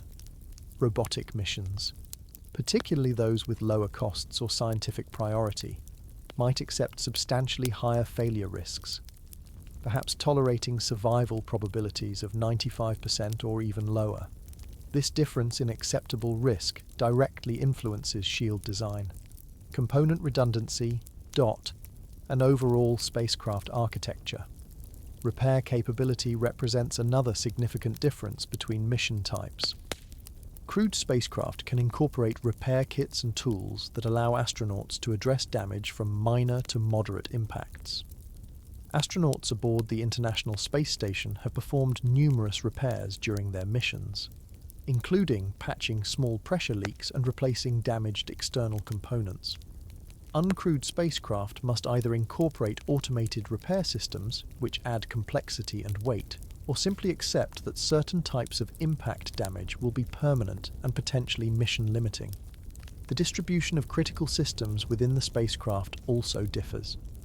In crewed vehicles, vital life support equipment is typically placed in the most protected regions, often surrounded by less critical systems that effectively serve as additional shielding. Storage areas, water tanks, and equipment racks are strategically positioned to provide extra protection for crew quarters and critical life support components. Robotic missions may still prioritize protecting certain systems, but the overall arrangement typically optimizes for mass and functionality rather than creating protective layers around specific components. Mission duration considerations also vary significantly. Long-duration crewed missions face compounding challenges from the statistical likelihood of impacts increasing over time. A mission to Mars, potentially lasting 2 to 3 years, would need to account for the cumulative probability of impacts throughout the journey. This extended exposure necessitates more robust shielding, extensive repair capabilities, and possibly even the ability to reconfigure the spacecraft to compensate for damaged sections. Robotic missions with similar durations might accept progressive degradation of certain systems, designing with sufficient redundancy to maintain core functionality even as individual components fail. Budget and mass constraints affect how protection is implemented across mission types. Human-rated spacecraft typically command much larger budgets than comparable robotic missions, allowing for more extensive protection systems. However, crewed missions also carry the substantial additional mass of life support systems, crew accommodations, and the humans themselves. This creates a complex balancing act where protection must be maximized within strict mass limitations. Robotic missions, while often more mass-constrained overall, can dedicate a larger percentage of their mass budget to scientific instruments rather than crew safety systems. Emergency response options differ dramatically as well. Crewed missions typically incorporate various abort modes and emergency procedures that can be implemented if impact damage threatens crew survival. The Apollo missions, for example, included multiple return options depending on when a critical failure might occur. Modern crewed vehicles like SpaceX's Dragon include emergency escape systems that can rapidly separate the crew from a damaged vehicle. Robotic missions typically lack such emergency options, instead relying on redundant systems and fault management to continue operating in degraded modes after damage occurs. Risk assessment methodologies also vary significantly. For human missions, protection requirements derive from probabilistic risk assessment models that consider not just the likelihood of impacts but also the potential consequences for human safety. These models establish strict requirements for preventing loss of crew scenarios, leading to conservative design approaches. Robotic missions employ similar probabilistic methods but focus on loss of mission scenarios, allowing for higher acceptance of certain risks, particularly for components not critical to primary mission objectives. Despite these differences, both crewed and uncrewed missions benefit from shared technological advances in impact protection, improvements in shield design, impact detection, and material science enhance survival probabilities across all mission types. As commercial space activities expand and more humans venture beyond Earth orbit, the distinction between protection strategies for different mission types will likely become even more refined. Ultimately, whether protecting invaluable scientific instruments or irreplaceable human lives, the challenge of defending against the invisible but potentially devastating threat of space dust remains one of the fundamental engineering challenges of space exploration. The different approaches to protecting crewed and uncrewed spacecraft share one common foundation. They both rely heavily on our ability to predict how impacts will affect spacecraft materials and structures. Behind every shield design, every material selection, and every risk assessment lies sophisticated computational modeling that helps engineers understand the physics of hypervelocity impacts without having to physically test every possible scenario. This computational approach has revolutionized how we design spacecraft protection systems and continues to evolve with advancing computing capabilities. Simulating hypervelocity impacts presents extraordinary computational challenges. The physics involved spans multiple scales, from the atomic interactions that occur during the initial microseconds of impact to the structural effects that propagate throughout the spacecraft. Traditional engineering simulation methods struggle with these extreme conditions where materials briefly behave like fluids rather than solids. Temperatures spike to thousands of degrees, and pressure waves travel faster than sound through the material. To address these challenges, engineers employ specialized hydrocodes, simulation software specifically designed to handle the hydrodynamic behavior of materials under extreme conditions. Programs like CTH, DOT, AutoDIN, DOT, and LSDYNA incorporate equations of state that describe how materials respond to the extreme pressures and temperatures generated during impacts. These sophisticated models account for phenomena like phase changes, where solid materials temporarily become liquids or gases during the impact process before resolidifying in altered states. The simulation process typically begins with creating detailed three-dimensional models of both the impactor and target. For the impactor, engineers must specify not just the size but also the shape, density, and material composition of the dust particle. Even tiny variations in these parameters can significantly affect the outcome. The spacecraft structure being analysed might include multiple layers with different materials, gaps, and supporting structures, all of which must be accurately represented in the model. Computing power limitations have historically forced simplifications in these models.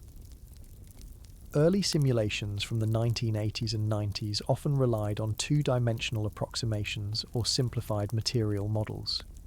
Today's supercomputers enable much more sophisticated three-dimensional simulations with increasingly realistic material behaviors.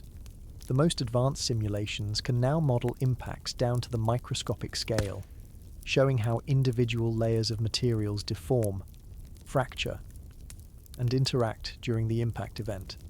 One particularly challenging aspect of impact simulation involves modeling the fragmentation process. When a dust particle strikes a spacecraft surface at hypervelocity, both the impactor and portions of the target break into countless fragments that continue to interact with surrounding materials.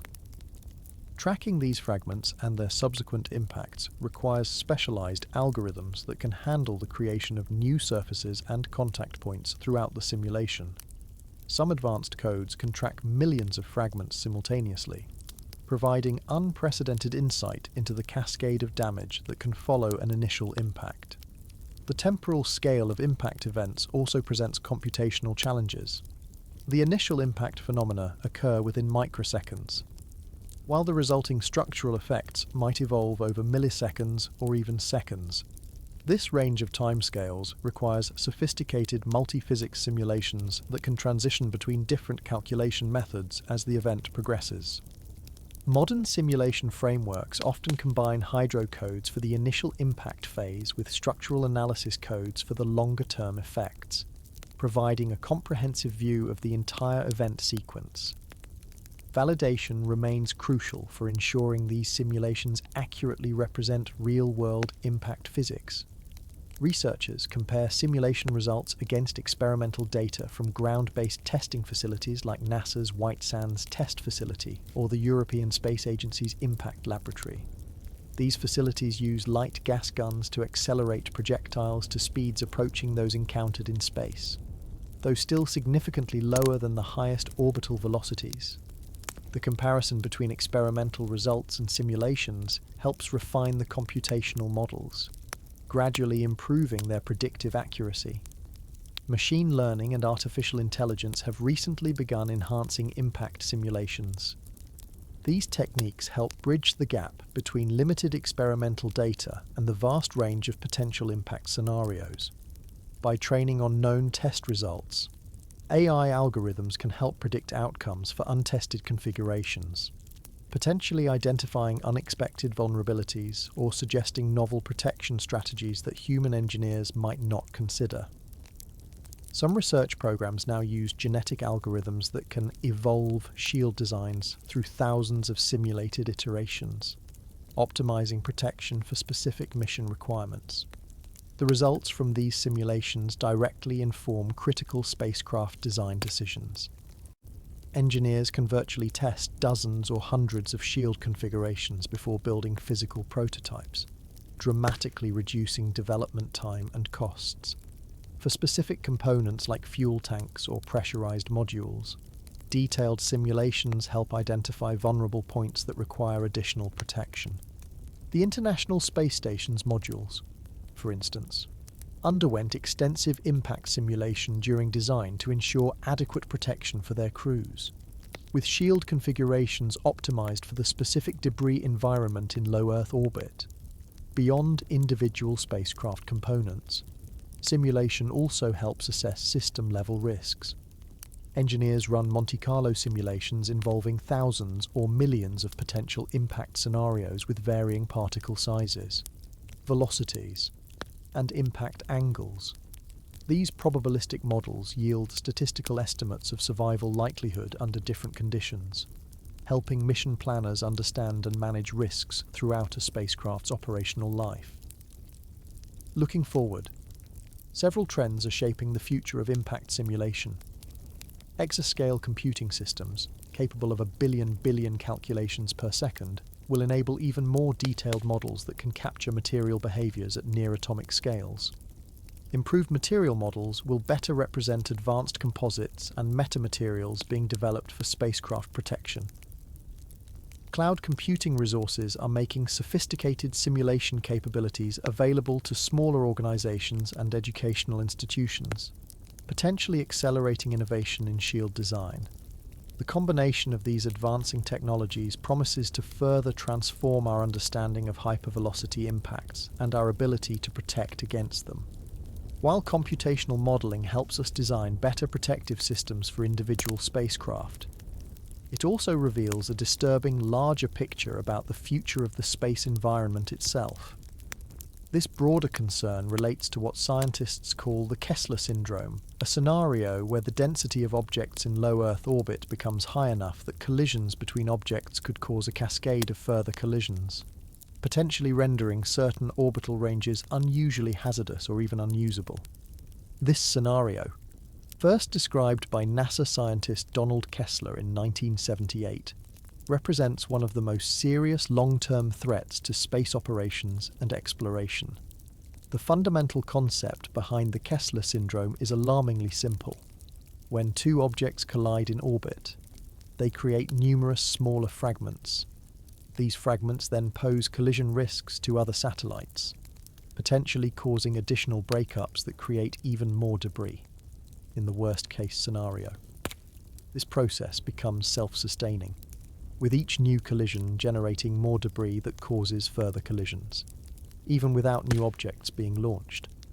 The result would be an exponentially growing cloud of debris that could make certain orbital regions too hazardous for spacecraft operation.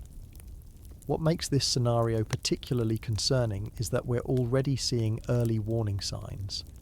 Several major fragmentation events have occurred in Earth orbit, dramatically increasing the tracked debris population. In 2007, China conducted an anti-satellite weapon test against one of their own weather satellites, creating over 3,000 trackable debris fragments and an estimated 35,000 smaller, untrackable pieces. In 2009, an active Iridium communications satellite collided with a defunct Russian Cosmos satellite, creating approximately 2,000 trackable fragments. More recently, in 2021, Russia conducted an anti-satellite test that generated over 1,500 trackable debris objects. These events have measurably increased collision risks for operational satellites. The International Space Station has performed dozens of debris avoidance maneuvers throughout its operational life, with the frequency of these maneuvers increasing as the debris population grows. In 2020 alone, the station executed 3 such maneuvers to avoid potential collisions with tracked objects. Commercial satellite operators face similar challenges, with conjunction warnings, alerts about potential close approaches, becoming increasingly common.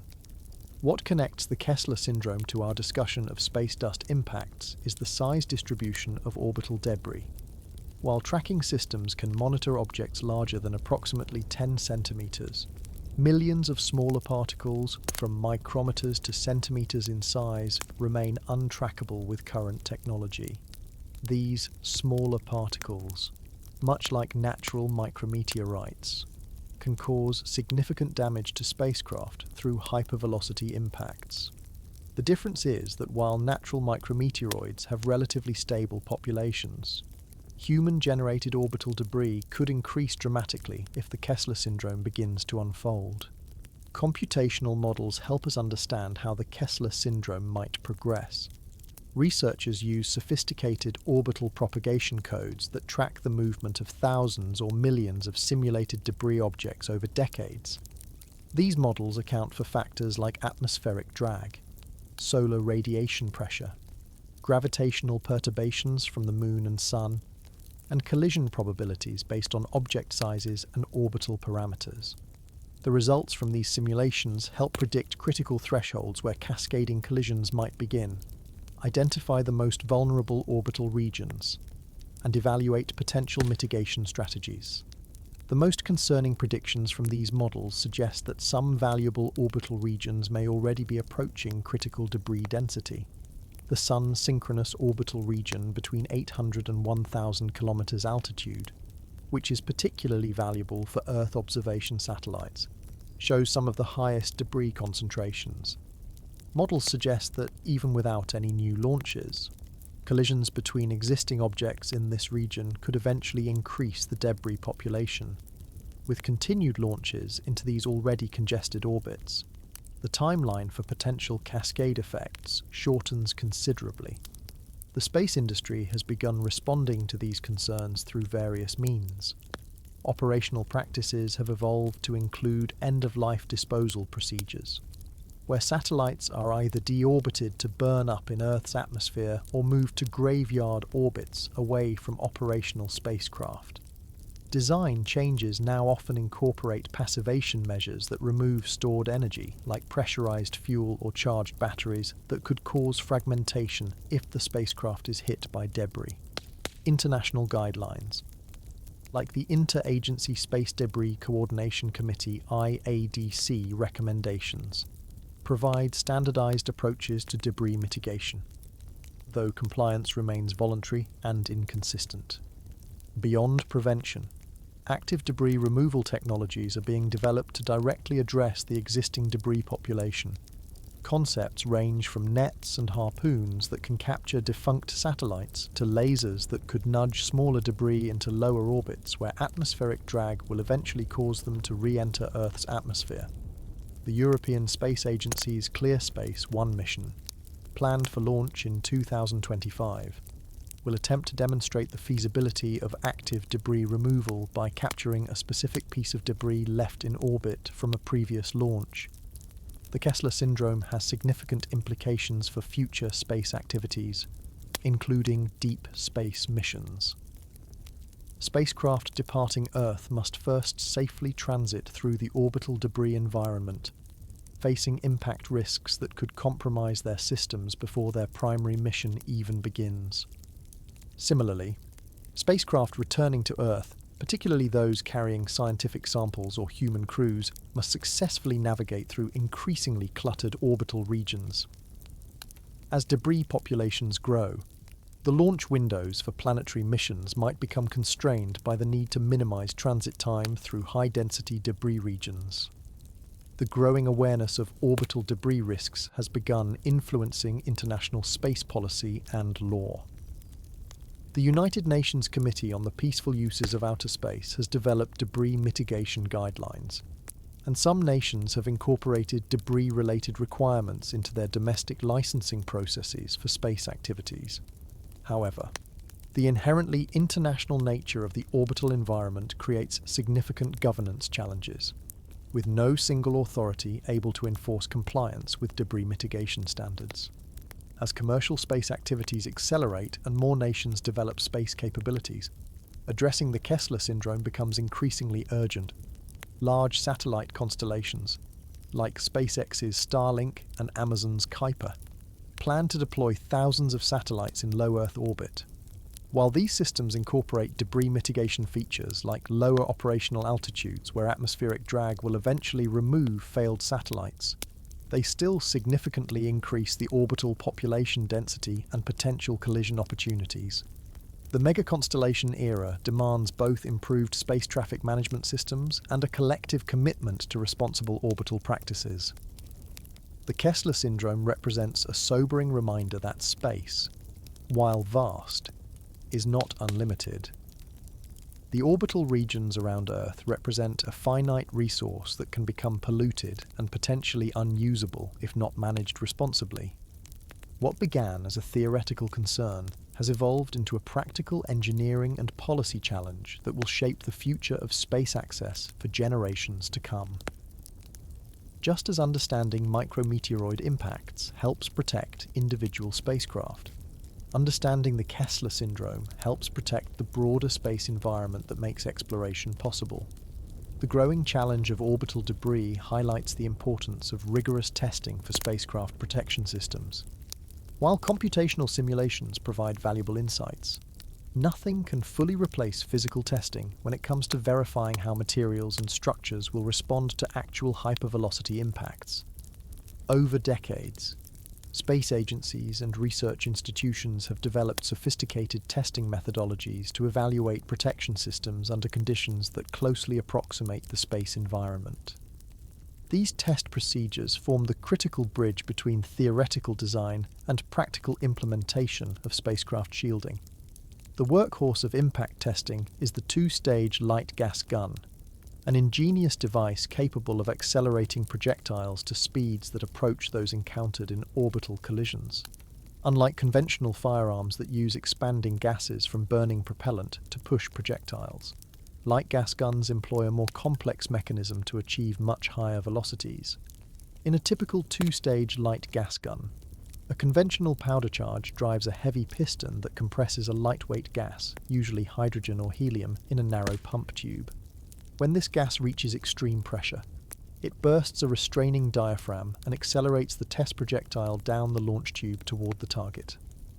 This approach can achieve projectile velocities of 7 to 8 kilometers per second, not quite matching the highest orbital collision speeds of around 14 kilometers per second, but sufficient to study many of the key physical phenomena involved in hypervelocity impacts. The largest of these facilities, like the Range G installation at the White Sands Test Facility in New Mexico, can fire projectiles up to approximately 2 centimeters in diameter, allowing researchers to test a range of shield configurations against different impactor sizes. To properly replicate space conditions, impact tests must be conducted in vacuum chambers. The presence of air would significantly alter the impact dynamics and create misleading results. Modern test facilities house their impact zones in large vacuum chambers that can be evacuated to pressures similar to those in orbit. These chambers are equipped with various diagnostic instruments, including high-speed cameras capable of capturing millions of frames per second, pressure sensors, temperature monitors, and debris collectors that help researchers analyze the post-impact material dispersion. Beyond the primary light gas gun technology, several specialized testing methods address specific aspects of hypervelocity impacts. Plasma accelerators can achieve higher velocities than mechanical gas guns, though typically with much smaller particles. These devices use electromagnetic fields to accelerate charged dust particles to speeds of up to 100 kilometers per second, allowing researchers to study impacts well beyond the capabilities of conventional facilities. The trade-off is that these systems can only accelerate very small particles, limiting their application to studying impacts on sensitive surfaces rather than structural penetration. For testing multiple impacts or the cumulative effect of dust exposure, microparticle accelerators provide another valuable tool. These systems can fire thousands of microscopic particles in controlled patterns, simulating the long-term erosion and degradation that spacecraft experience during extended missions. While each individual particle carries relatively little energy, the cumulative effect can significantly degrade surfaces like thermal coatings, solar panels, or optical elements. Understanding this progressive degradation is crucial for long-duration missions where performance must be maintained over years or even decades. Standardization plays a crucial role in impact testing methodologies.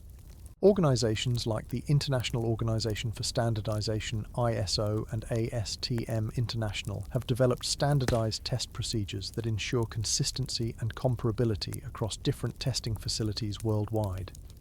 These standards specify parameters like projectile materials, impact velocities, target configurations, and data collection methods.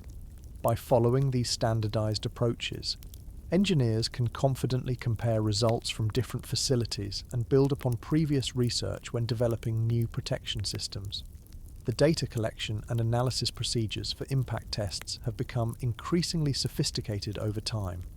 Modern facilities employ arrays of sensors that capture the complex physical processes occurring during an impact event.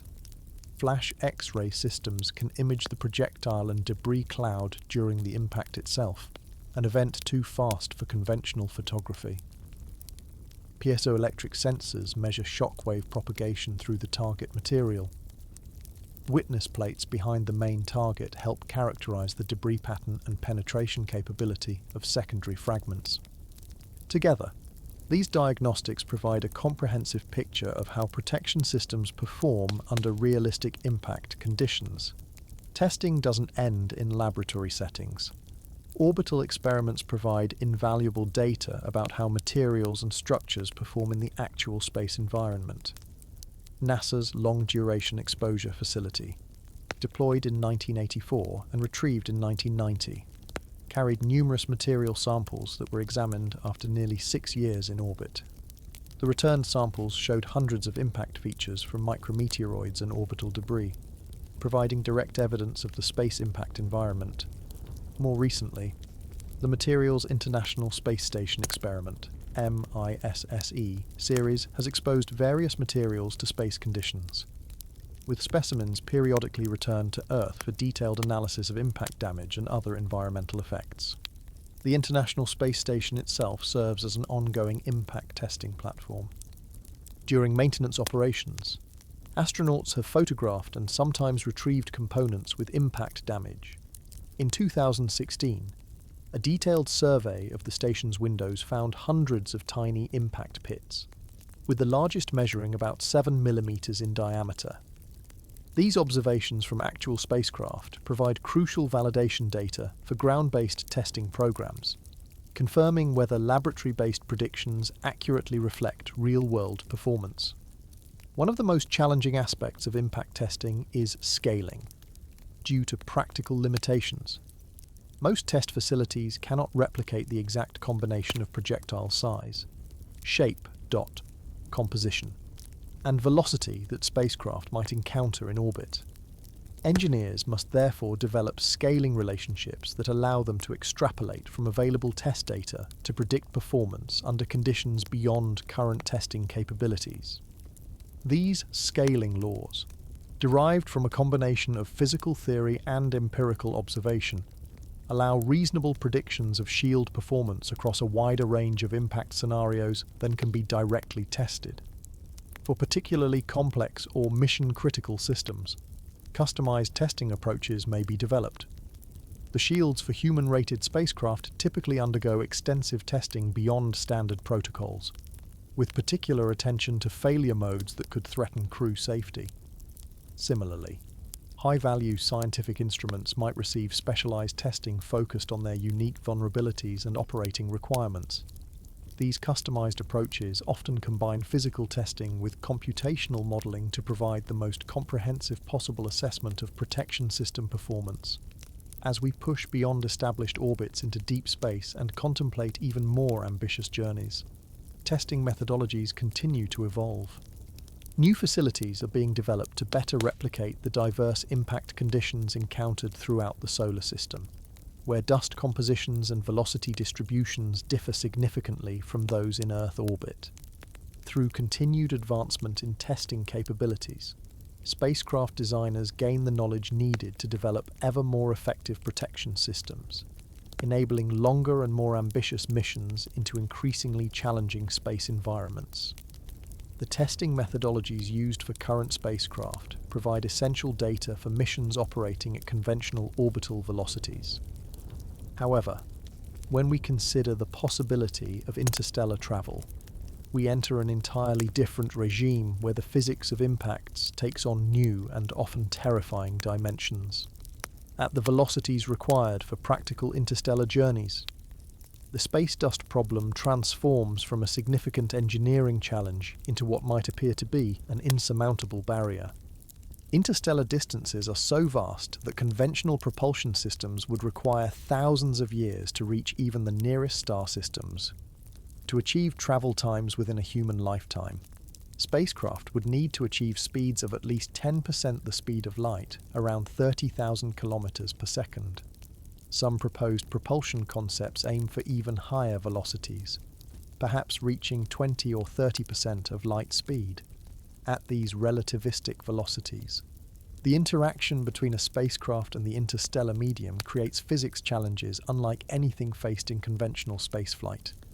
The interstellar medium, while incredibly tenuous by Earth standards, is not completely empty.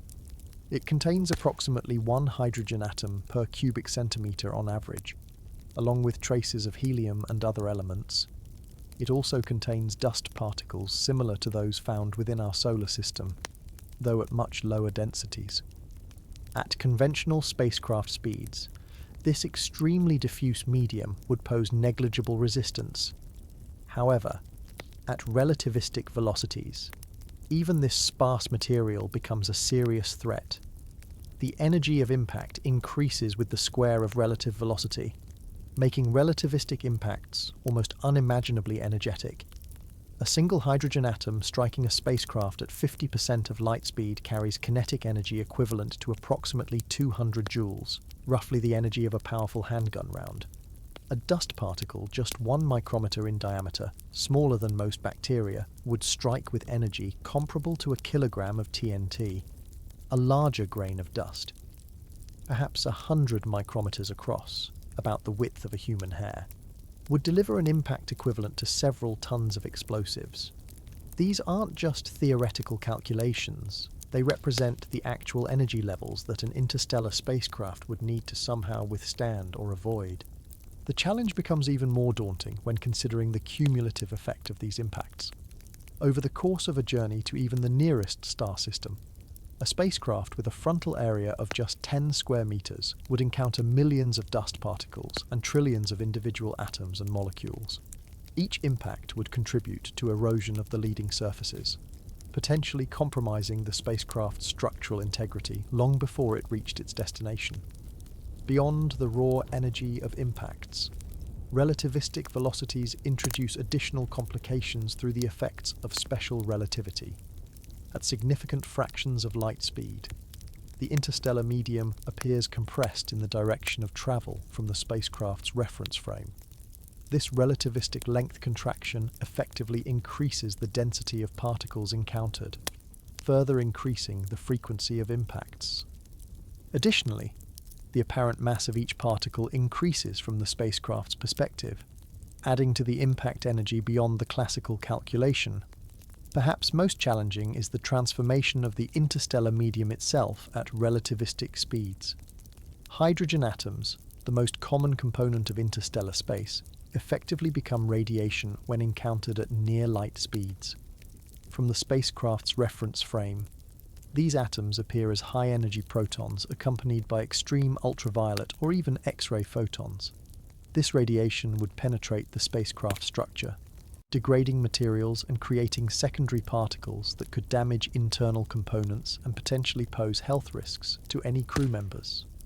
Given these extreme challenges, how might future engineers design spacecraft capable of surviving interstellar journeys? Several theoretical approaches have been proposed, though all remain speculative with current technology. One concept involves active shielding using electromagnetic fields to deflect charged particles away from the spacecraft. Strong magnetic fields generated by superconducting coils could theoretically create a protective bubble around the vehicle, diverting protons and other charged particles. However, this approach would not protect against neutral dust particles, which would still impact the physical structure. Another approach involves sacrificial shields that gradually erode during the journey. The spacecraft would essentially carry a massive forward shield, perhaps many meters thick, designed to gradually ablate away as it absorbs impacts throughout the journey. The shield material would need to efficiently absorb and dissipate impact energy while minimizing secondary particles that could damage the spacecraft behind it.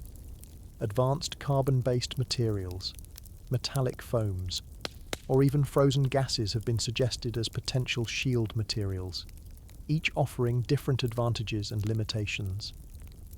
Some more exotic concepts propose active defense against larger particles. Theoretical systems might use forward-scanning lasers to detect approaching dust particles and then target them with high-powered beams to vaporize or deflect them before impact. Such systems would need to operate autonomously, as the reaction times required would be far beyond human capabilities. The energy requirements for such systems would be enormous, potentially rivaling the power needed for propulsion itself.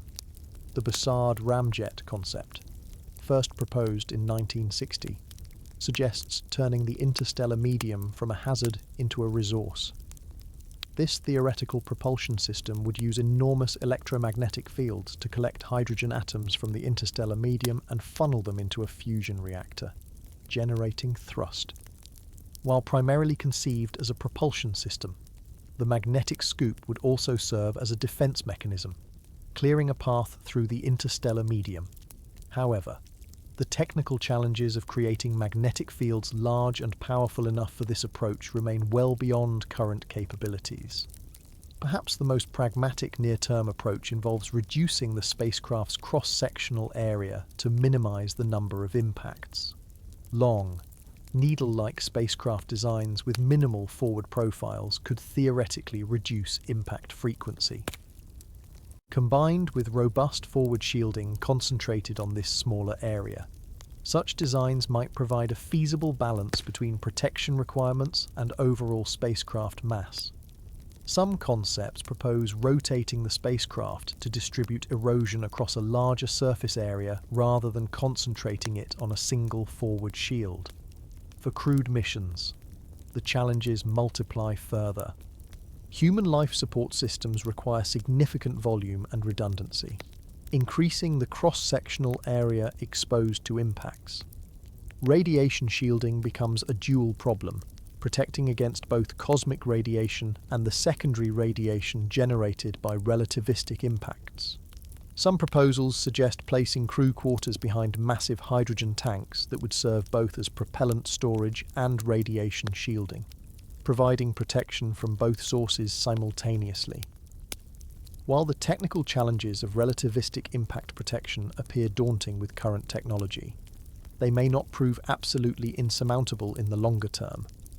Historical perspective reminds us that many seemingly impossible engineering challenges have eventually yielded to persistent research and technological advancement. The extreme physics of relativistic impacts represents a fundamental challenge that future interstellar travelers must solve, not through denial or minimization of the problem, but through creative engineering solutions backed by continued research into advanced materials, electromagnetic field generation, and active protection systems. While the challenges of relativistic travel might seem distant, the impacts of space dust on sensitive scientific instruments and optical systems represent an immediate and ongoing concern for current missions. Even the most advanced telescopes, sensors, and scientific payloads can be compromised by particles too small to see with the naked eye, creating unique vulnerabilities that mission designers must address through specialized protection strategies. Scientific instruments present a particular protection challenge because they often fundamentally require exposure to the space environment. Consider space telescopes like Hubble or James Webb. Their primary mirrors must directly face space to collect light from distant objects. This necessary exposure creates an inherent vulnerability that cannot be eliminated through conventional shielding approaches. A single impact on a precisely shaped mirror can degrade image quality and compromise scientific observations that may have taken years to plan. The damage mechanisms for optical systems are especially problematic. Unlike structural components that might tolerate minor impacts without functional loss, optical surfaces require near-perfect geometric precision to perform properly. Even microscopic pitting from tiny dust impacts can scatter light, creating stray light artifacts that interfere with observations of faint astronomical objects. For infrared telescopes, these surface imperfections can also affect thermal properties, potentially changing the delicate temperature balance critical for detecting long-wavelength radiation. The precision manufacturing of optical components magnifies the impact risk. Modern space telescope mirrors are polished to accuracies measured in nanometers, billionths of a meter. At this level of precision, An impact from a dust grain just a few micrometers in diameter can create a crater many times larger than the particle itself, significantly exceeding the acceptable surface error tolerance. The Webb telescope's beryllium primary mirror segments, for instance, were polished to a surface accuracy of approximately 25 nanometers, about 3,000 times thinner than a human hair. Even the smallest impact could create a defect hundreds of times larger than this tolerance. Coatings present another vulnerability for optical systems. Most space telescope mirrors use specialized reflective coatings to enhance performance at specific wavelengths. These coatings are typically just a few layers of molecules thick and can be easily damaged or removed by impacts. When a dust particle strikes a coated surface, it can excavate the coating over an area much larger than the particle itself, creating a bald spot that affects the mirror's reflectivity and spectral response. For instruments designed to detect specific wavelengths, this kind of damage can significantly degrade scientific return. Scientific sensors face similar challenges. Charge-coupled devices, CCDs, and other detector arrays used in space-based cameras and spectrometers are exceptionally vulnerable to impact damage. These sensors consist of millions of individual pixels, each designed to capture photons and convert them to electronic signals. A single dust impact can destroy numerous pixels, creating permanent dead spots in the detector that cannot be repaired. The Hubble Space Telescope's original wide-field and planetary camera, for example, developed several impact-related defects during its operational lifetime, visible as dark spots in images that had to be corrected through image processing, beyond direct impact damage. Secondary effects can be equally problematic for scientific instruments. When a dust particle strikes any spacecraft surface, it typically vaporizes along with some of the target material, creating a small cloud of debris. This vaporized material can recondense on nearby surfaces, including sensitive optics, creating a thin film that degrades performance. This secondary contamination has affected numerous missions, gradually reducing light transmission through telescope apertures or altering the sensitivity of solar cells and thermal radiators. For particularly sensitive instruments, even the smallest impacts can generate problematic vibrations. Space-based interferometers and gravity wave detectors, which must measure incredibly small displacements, can have their observations disrupted by the minute vibrations generated when dust strikes the spacecraft structure. Similarly, high-precision pointing systems used to keep telescopes focused on distant targets can be momentarily jolted off target by impact-induced vibrations, potentially ruining carefully planned observations of transient phenomena. Engineers have developed several specialized approaches to protect scientific instruments from these impacts. For optical systems, deployable covers provide one solution. Many space telescopes include protective doors that close during periods of high debris risk, such as during meteor showers or when passing through known debris fields. The Hubble Space Telescope, for instance, can close its aperture door when not actively observing, providing protection for its primary mirror while sacrificing observation time. Sacrificial optics represent another protection strategy. Some instruments include expendable optical elements positioned ahead of critical components. These witness mirrors, or protective windows, intercept incoming dust particles before they can reach the primary optics. While these elements will gradually degrade from impacts, they can be designed to be replaced during servicing missions or, in some cases, to be moved aside when too damaged, revealing fresh surfaces behind them. For instruments that require continuous exposure, redundancy provides a partial solution.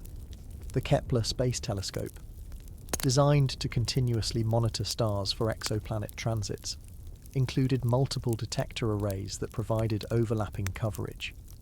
This design ensured that if some portions of the detectors were damaged by impacts, other sections could continue the observations. Similarly, some imaging satellites carry identical backup cameras that can be activated if the primary system suffers significant impact damage. The materials used in scientific instruments often differ from those in structural components. requiring specialized protection approaches. Beryllium dot, a common material for lightweight telescope mirrors, has excellent optical and thermal properties but responds differently to impacts than aluminum or composite materials. Its brittleness can cause impacts to produce larger crater features with extensive cracking. Engineers must account for these material-specific behaviors when designing protection systems for scientific payloads. Active monitoring has become increasingly important for protecting high-value scientific instruments. Some modern space telescopes include impact detection sensors on their outer structures that can trigger protective measures when impacts are detected.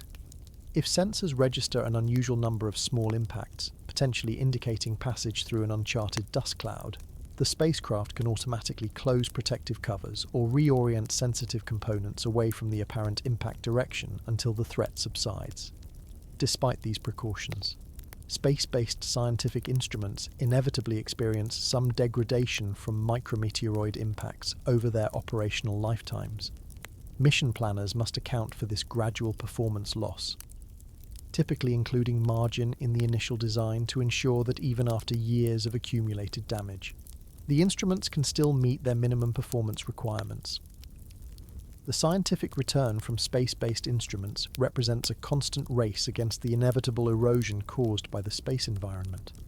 The vulnerability of scientific instruments highlights the importance of spacecraft geometry and orientation in the overall protection strategy against space dust impacts. The shape and orientation of a spacecraft can dramatically affect its vulnerability to impacts, creating opportunities to minimize risk through thoughtful design and operational planning rather than relying solely on protective materials and shields. The most fundamental geometric consideration involves the spacecraft's cross-sectional area relative to its direction of travel, just as a broader shield must stop more arrows in a medieval battle. A spacecraft with larger cross-sectional area perpendicular to its velocity vector will encounter more dust particles during its journey. This simple relationship has profound implications for spacecraft design, particularly for missions traveling through high-density dust regions or operating at high velocities where each impact carries significant energy.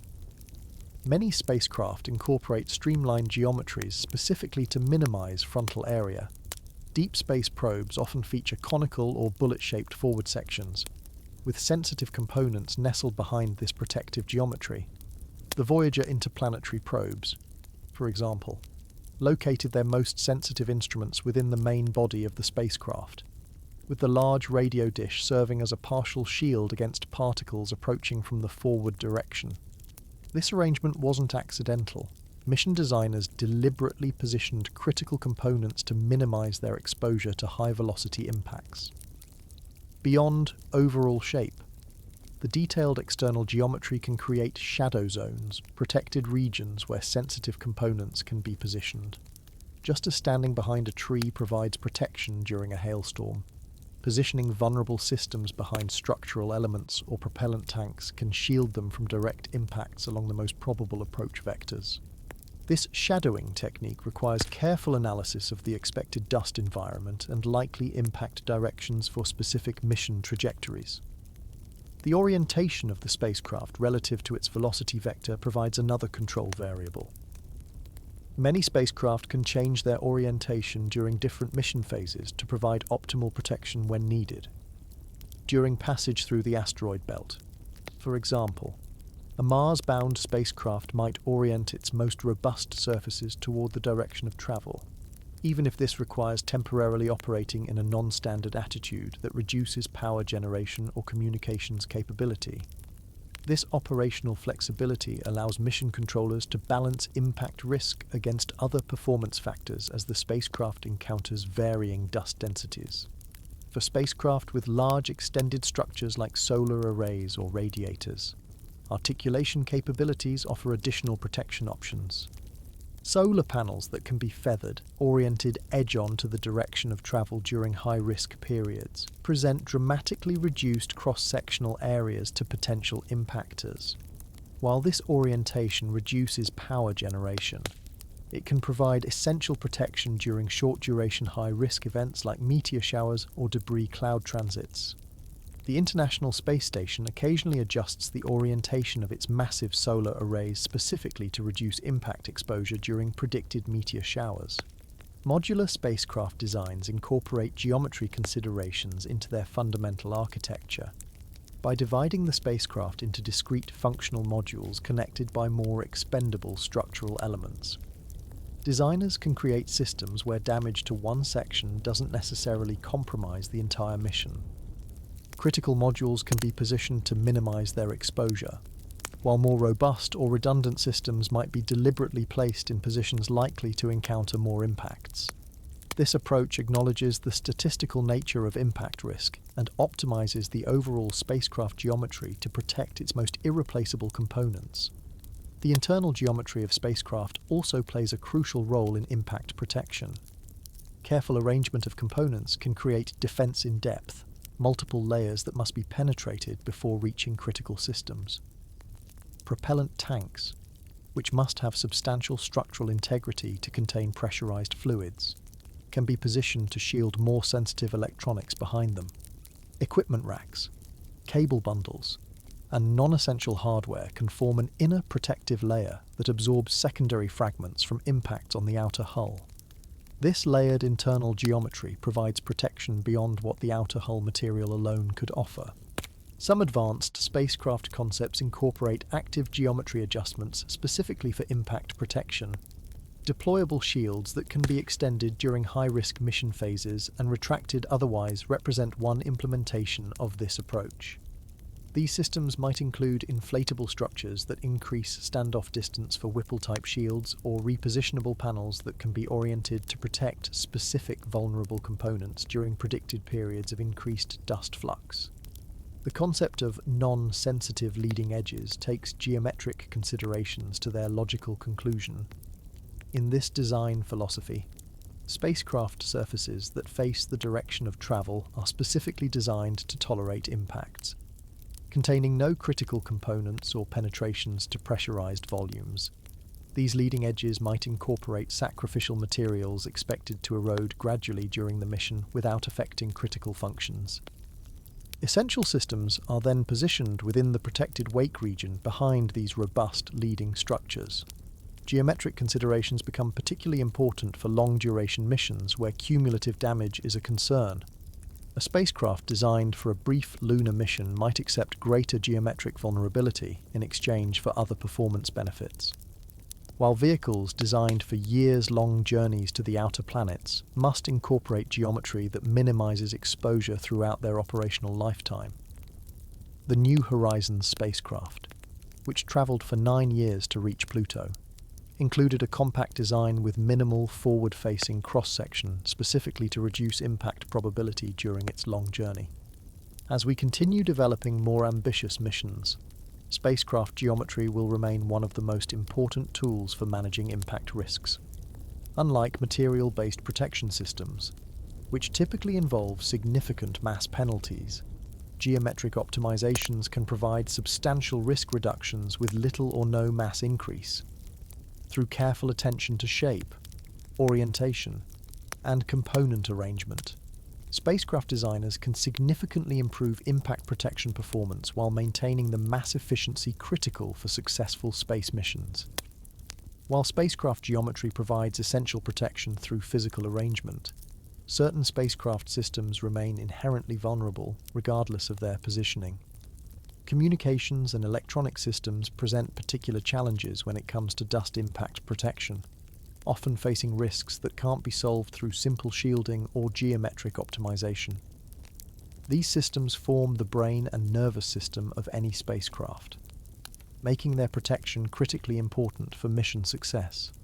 External antennas represent one of the most vulnerable points in spacecraft communication systems. These components must, by their very nature, extend beyond the main spacecraft body and maintain specific geometries to function properly. High-gain directional antennas, like the large parabolic dishes used for deep space communications, present substantial surface areas that cannot be effectively shielded without compromising their function. When a micrometeoroid strikes an antenna dish, it can create a small crater or hole that affects the carefully designed reflective geometry. While a single small impact might cause only minor signal degradation, multiple impacts over time can significantly reduce communication efficiency, forcing ground controllers to compensate with higher transmission power or reduce data rates. Even more concerning are impacts on antenna feed horns or waveguides, the components that actually collect and direct the radio signals. These precision components often have thin walls and complex internal geometries that can be significantly damaged by even small impacts. A dust particle that penetrates a waveguide can create internal damage that changes its transmission characteristics or introduces signal reflections that degrade performance, unlike antenna dishes, which might tolerate multiple impacts with graceful degradation. Damage to feed components often creates more binary failure modes that can significantly impair communications capabilities. The cables connecting external antennas to internal electronics present another vulnerability. These transmission lines must pass through the spacecraft structure, creating potential points of failure if impacted. Coaxial cables or waveguides penetrating the protective outer hull can serve as pathways for secondary debris if struck by a primary impactor. Engineers typically provide extra shielding around these penetrations and route cables to minimize their exposure, but they remain necessary weak points in the overall protection scheme. Beyond physical damage to communication hardware, space dust impacts create unique electromagnetic interference problems. When a hypervelocity particle strikes any spacecraft surface, it creates a momentary plasma cloud, a superheated gas of electrically charged particles. This plasma can generate electromagnetic pulses that interfere with nearby electronic systems, potentially corrupting data or triggering spurious commands. For sensitive receivers designed to detect faint radio signals from Earth or scientific targets, this impact-generated noise can temporarily blind the communication system even when no physical damage occurs. Electronic components face their own specific vulnerabilities to both direct and indirect effects of dust impacts. Modern spacecraft increasingly rely on commercial, off-the-shelf COTS electronics adapted for space use. These components typically employ extremely fine circuit elements. Modern processors might have features measured in nanometers, thousands of times smaller than the smallest dust particles. A direct hit by even a microscopic particle can destroy multiple circuit elements, potentially disabling entire subsystems. To protect against this risk, critical electronics are typically housed deep within the spacecraft behind multiple layers of structure, but this protection comes at the cost of increased mass and complexity.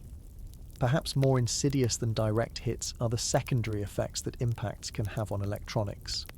When a dust particle penetrates the spacecraft hull, it can create a spray of secondary particles that spread throughout the interior. These tiny fragments might contain conductive materials that can cause short circuits if they settle across exposed electrical contacts. Similarly, the vaporized material from both the impactor and the spacecraft structure can recondense on sensitive electronics, creating conductive paths where none should exist or interfering with thermal management systems designed to keep components within their operating temperature ranges. Single event effects, SEES, represent another impact-related risk for spacecraft electronics. These occur when a charged particle, which might be part of the primary impactor, or more commonly, a secondary particle generated during the impact strikes a semiconductor device and deposits energy in the sensitive region. This energy deposition can change the state of memory cells, trigger unintended operations, or even cause permanent damage through destructive latch-up conditions. While spacecraft electronics are typically designed with radiation tolerance to handle cosmic rays and solar particles, the secondary radiation from hypervelocity impacts can create localized intense radiation environments that exceed normal design margins. Spacecraft power systems include particularly vulnerable elements that must be protected from impact damage. Solar array wiring, power distribution harnesses, and battery systems all present critical failure points that could disable the entire spacecraft if compromised. Power storage components like batteries or capacitors pose additional hazards. as impact damage could trigger internal short circuits leading to thermal runaway conditions and potentially catastrophic failures that threaten the entire vehicle. These risks drive the implementation of isolated battery compartments, redundant power paths, and segmented power architectures that can contain failures to limited sections of the overall system. The increasing use of optical communications in spacecraft introduces new impact vulnerabilities. Laser communication systems offer dramatic increases in data transmission rates but rely on precisely aligned optical components exposed to the space environment. Even minor deformation of optical mounting structures due to nearby impacts can misalign these systems enough to interrupt communications. Future deep space optical communication networks will require sophisticated adaptive systems that can compensate for gradual degradation from cumulative impact damage to maintain reliable high-bandwidth connections. To address these varied electronic and communication vulnerabilities, spacecraft designers implement multi-layered protection strategies. Redundant systems provide backup capabilities if primary systems are damaged. Fault-tolerant software can recognize and work around hardware failures caused by impacts. Dynamic routing capabilities allow communication signals to find alternate paths through damaged systems. Physical isolation of critical components reduces the chance that a single impact could disable multiple systems simultaneously. Together, these approaches create a resilient electronic architecture that can withstand the inevitable impacts that occur during long-duration space missions. The vulnerability of electronic and communication systems highlights the broader challenges faced by spacecraft designed for extended missions. As we push toward longer duration missions lasting years or even decades, the cumulative effects of space dust impacts become a defining challenge that drives numerous aspects of spacecraft design, operations, and maintenance. These extended missions face not just more frequent impacts, but also the compounding effects of damage accumulation and the limited repair options available in the distant reaches of space. The statistical nature of micrometeoroid impacts creates a fundamental timing challenge for long-duration missions. While a spacecraft might avoid significant impacts during a brief lunar mission lasting days or weeks, the probability of encountering damaging particles approaches certainty for missions spanning years. The Voyager spacecraft, launched in 1977 and still partially operating today, have endured over 45 years of continuous exposure to the space environment. Their remarkable longevity comes not from avoiding impacts entirely, but from design features that enable continued operation despite accumulated damage. Designing for these extended timeframes requires a fundamentally different approach to risk assessment and mitigation. Engineers must consider not just the immediate effects of impacts, but how damaged components will degrade over time. Thermal cycling, the repeated heating and cooling as spacecraft move between sunlight and shadow, can gradually worsen impact damage, causing small cracks to propagate or loosening components damaged by nearby strikes. Materials exposed to space radiation become more brittle over time, potentially changing how they respond to impacts later in the mission. These time-dependent effects require sophisticated modeling and extensive testing to ensure systems maintain adequate performance throughout their operational lifetime. Redundancy takes on heightened importance for extended missions. While shorter missions might include backup systems for only the most critical functions, long-duration spacecraft typically feature multiple layers of redundancy across numerous systems. The Curiosity and Perseverance Mars rovers, designed for multi-year operations on the Martian surface, include redundant computers, multiple communication systems, and diverse power options. This extensive redundancy adds mass and complexity, but provides essential resilience against the inevitable component failures that occur during extended operations. For the longest missions, designers must accept that certain components will degrade or fail entirely and plan accordingly. The Voyager probes have systematically shut down non-essential systems to conserve power as their radioisotope generators have weakened, allowing the most critical functions to continue. This graceful degradation approach enables continued scientific return even as the spacecraft gradually loses capabilities. Future long-duration missions will likely incorporate even more sophisticated adaptive architectures that can reconfigure themselves to work around damaged components. The ability to repair damage becomes increasingly valuable as mission durations extend. For human-tended spacecraft like the International Space Station, astronauts can perform repairs ranging from simple patch applications to complete component replacements. The multiple Hubble Space Telescope servicing missions demonstrated the extraordinary value of human repair capabilities, extending the telescope's life and dramatically enhancing its capabilities far beyond what would have been possible without intervention. However, these direct repair approaches remain limited to Earth orbit, where astronauts can reasonably access the systems. For missions venturing to Mars and beyond, human repair becomes impractical, driving the development of alternative maintenance strategies. Robotic repair systems represent one promising approach. The Dextry robot on the International Space Station has demonstrated the feasibility of robotic maintenance operations, performing tasks that would otherwise require astronaut spacewalks. Future deep space missions might incorporate similar robotic systems capable of inspecting external surfaces for impact damage and performing basic repairs like applying patches to punctured components or replacing modular external units. Self-healing materials offer another potential solution for long-duration missions. Materials embedded with microcapsules containing repair agents can automatically seal small punctures without any human or robotic intervention. More advanced concepts involve vascular systems inspired by biological healing processes, with networks of channels containing repair compounds that can flow to damaged areas. While current self-healing technologies can address only limited types of damage, ongoing research promises more capable systems that could dramatically improve spacecraft resilience during extended missions. Additive manufacturing, commonly known as three-dimensional printing, could provide unprecedented repair capabilities for future long-duration missions. Spacecraft equipped with manufacturing facilities could produce replacement parts on demand, using raw materials carried specifically for this purpose or perhaps even recycling damaged components. NASA has already tested three-dimensional printing aboard the International Space Station, demonstrating that the technology functions in microgravity and could potentially support future repair operations beyond Earth.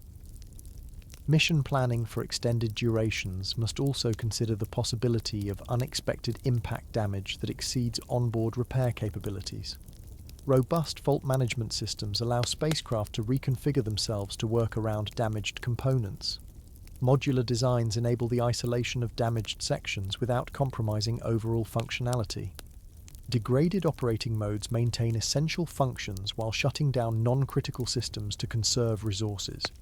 These capabilities create a layered defense against mission failure, allowing operations to continue even after significant impact damage. Perhaps most importantly, long-duration missions require comprehensive monitoring systems that can detect, characterize, and track damage accumulation over time. Distributed sensor networks embedded throughout the spacecraft structure can identify impacts when they occur and monitor the progression of any resulting damage. Automated inspection systems, including cameras on robotic arms or small deployable inspection drones, can provide visual confirmation of external damage without requiring human spacewalks. This continuous health monitoring creates awareness of the spacecraft's condition that informs both immediate response to damage events and long-term planning for system management as the mission progresses. As we contemplate missions lasting decades or even longer, the relationship between spacecraft and the dust environment becomes increasingly defining. The most ambitious future concepts, like multi-generation interstellar missions, will require entirely new approaches to long-term maintenance and repair that can function reliably over timeframes far exceeding anything in our current experience.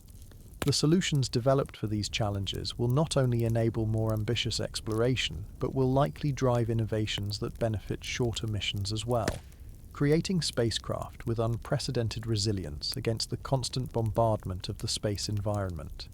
The challenges of long-duration missions and maintaining spacecraft functionality highlight a particularly critical aspect of human spaceflight: protecting life support systems and habitable modules from micrometeoroid impacts. While damage to a robotic spacecraft might result in mission degradation or failure, similar damage to crewed vehicles directly threatens human lives, creating an entirely different risk calculation and protection requirement. Habitable modules present unique vulnerabilities that distinguish them from other spacecraft components. Most fundamentally, these modules must maintain internal air pressure to support human life. This pressurization creates a significant hazard during impact events, as even a small penetration can lead to rapid air loss. The physics of pressure differentials means that a hole just 1 centimeter in diameter can evacuate a standard crew module in a matter of hours, giving astronauts precious little time to locate and repair damage before facing life-threatening conditions. This air pressure vulnerability drives several specialized protection approaches for habitable modules. Most modern designs employ a pressure shell architecture with multiple layers of protection. The International Space Station's modules, for example, include an external micrometeoroid and debris shield separated from the pressure-bearing hull by a small gap. This configuration functions as a specialized Whipple shield optimized for the unique requirements of human habitation. When a particle penetrates the outer shield, it creates a debris cloud that disperses across a wider area of the pressure hull, reducing the likelihood of a complete penetration. Beyond the basic hull structure, habitable modules incorporate several specialized features specifically to address potential penetrations. The walls typically include multiple layers of material with different properties, structural layers to bear pressure loads, thermal insulation to maintain comfortable temperatures, and specialized impact-absorbing materials. Some advanced designs include self-sealing layers similar to those used in military aircraft fuel tanks. These materials contain compounds that react with air, expanding and hardening when exposed to the atmosphere through a puncture, automatically creating a temporary seal until more permanent repairs can be made. Leak detection systems form another critical element in protecting crew safety from impact damage. These systems use various sensor types to quickly identify and locate hull breaches. Acoustic sensors can detect the characteristic sounds of escaping air. Pressure sensors monitor for unexpected drops in module pressure. Some advanced systems even use arrays of thermal sensors to detect the cooling effect created as air rushes through a small hole. The International Space Station incorporates multiple overlapping detection systems to ensure rapid awareness of any pressure breach, allowing crews to respond quickly with emergency procedures. These emergency response procedures represent a critical operational aspect of protecting human life during impact events. Astronauts receive extensive training in rapid response to depressurization, including emergency breathing equipment use, pressure leak location techniques, and temporary repair methods. Spacecraft designed for human habitation carry specialized repair kits containing patches, sealants, and tools specifically designed for rapid pressure breach repair. The International Space Station maintains emergency patch kits in multiple locations throughout the vehicle, ensuring they remain accessible even if certain modules must be isolated during an emergency. Compartmentalization provides another layer of protection for crewed spacecraft. By dividing habitable volume into separate pressurized sections with airtight hatches between them, designers ensure that a penetration in one area won't immediately threaten the entire crew. If a module suffers significant damage, astronauts can retreat to adjacent modules, seal the connecting hatches, and maintain a safe environment while assessing repair options or preparing for emergency departure. This approach effectively contains the consequences of an impact to a limited portion of the overall vehicle. Life support equipment requires particular attention in protection design. These systems, which manage air revitalization, water processing, temperature control, and other critical functions, typically include components that cannot be adequately shielded without compromising their operation. Heat exchangers, for instance, must maintain thermal contact with the external environment while remaining protected from impacts. Engineers address these competing requirements through a combination of redundant systems, strategic positioning within the vehicle's most protected areas, and rapid isolation capabilities that can contain damage before it affects the entire life support network. Water tanks serve a dual purpose in many crewed spacecraft designs, functioning both as critical resource storage and as radiation/impact shielding. Liquid water absorbs energy effectively from both radiation and impact events, making it an excellent shielding material. By positioning water storage tanks around crew quarters or high occupancy areas, designers create additional protection for astronauts while making efficient use of necessary resources. Some advanced habitat concepts propose ice shields, essentially thick layers of frozen water, as an integrated structural and protective element for long-duration deep space habitats. For extended missions beyond Earth orbit, psychological factors related to impact protection become increasingly important. Astronauts must live with the knowledge that their habitat faces constant exposure to potential impacts. The distinctive ping sounds of tiny micrometeoroid strikes on spacecraft hulls have been reported by numerous astronauts, creating an audible reminder of the thin margin between safety and disaster. Habitat designs for long-duration missions increasingly consider these psychological aspects, balancing the need for transparency about potential hazards with reassurance about protection systems and emergency procedures. Sleep quarters receive special attention in crewed spacecraft design. Astronauts typically spend about 1/3 of their time sleeping, during which they would have delayed response to emergency alarms. Modern designs often place crew quarters in the most protected central areas of the vehicle, surrounded by storage, equipment bays, and other less critical systems that provide additional shielding. Some concepts for deep space habitats propose dedicated storm shelters, heavily shielded compartments where crews can retreat during periods of elevated impact risk, such as during meteor showers or when passing through debris fields. The most ambitious future concepts for human space exploration, such as Mars transit vehicles or permanent lunar habitats, incorporate multiple integrated approaches to crew protection from impacts. These designs frequently feature hybrid systems with rigid structural modules protected by expandable sections that provide additional standoff distance for shields. Robotic maintenance systems enable inspection and repair of external surfaces without exposing astronauts to additional risk during spacewalks.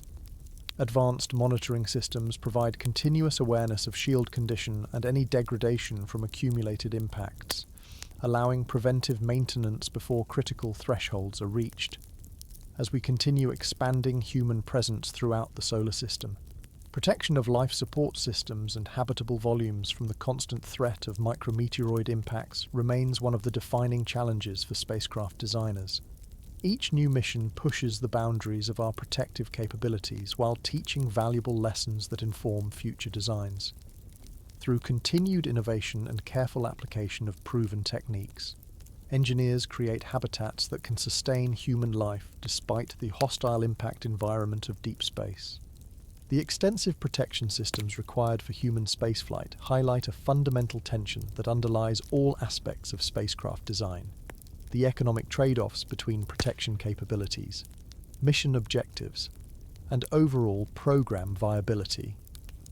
Every spacecraft represents a complex compromise between competing priorities, with micrometeoroid and orbital debris protection being just one factor in a multidimensional optimization problem constrained by budgets, launch capabilities, and program timelines.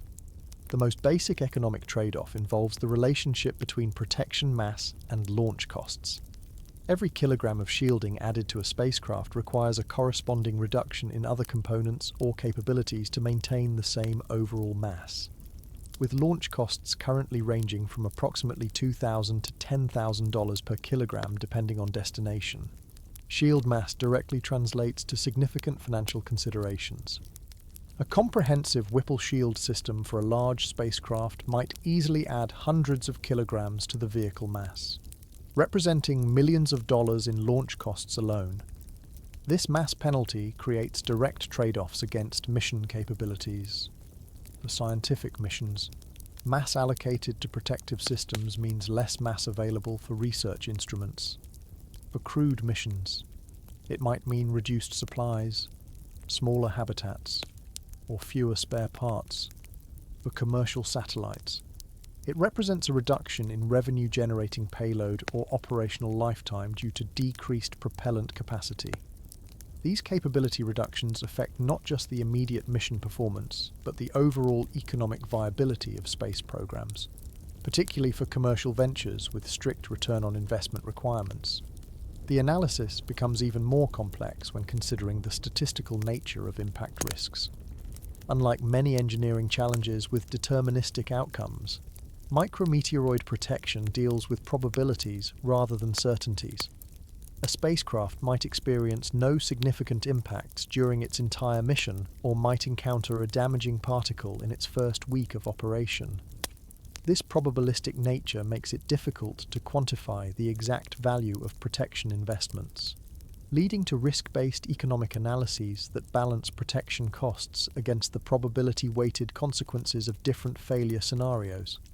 For commercial satellite operators, this analysis often takes the form of insurance considerations.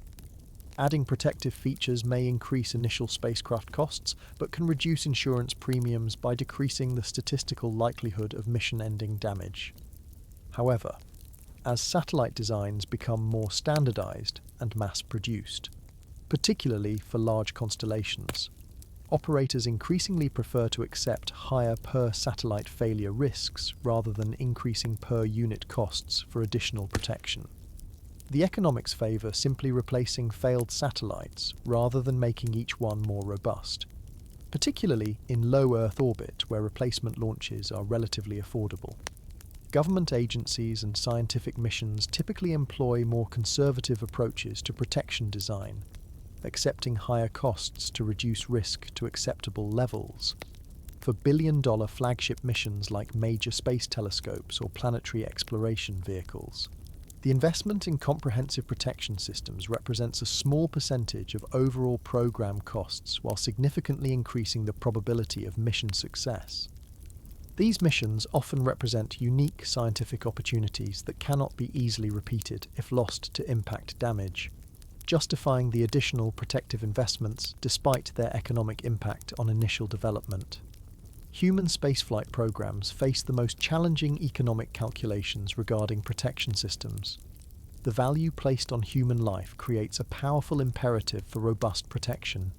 Yet space agencies operate under finite budgets that limit how much can be invested in any single aspect of vehicle design.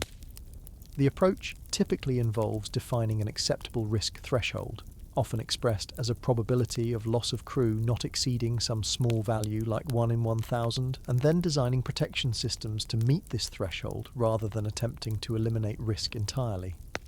This threshold-based approach acknowledges both the impossibility of creating perfectly safe systems and the economic reality that resources must be balanced across multiple safety considerations. Testing and validation of protection systems represent another significant economic consideration. High-velocity impact testing requires specialized facilities and equipment that are expensive to build and operate. A single test shot on a light gas gun can cost thousands of dollars when accounting for facility time, instrumentation, and analysis.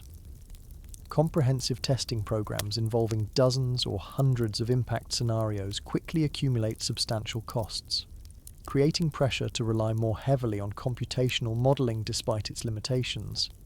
The resulting compromise typically involves targeted physical testing of the most critical configurations, supplemented by broader computational analysis to extend these results across the full range of possible impact conditions. Manufacturing considerations also influence protection economics.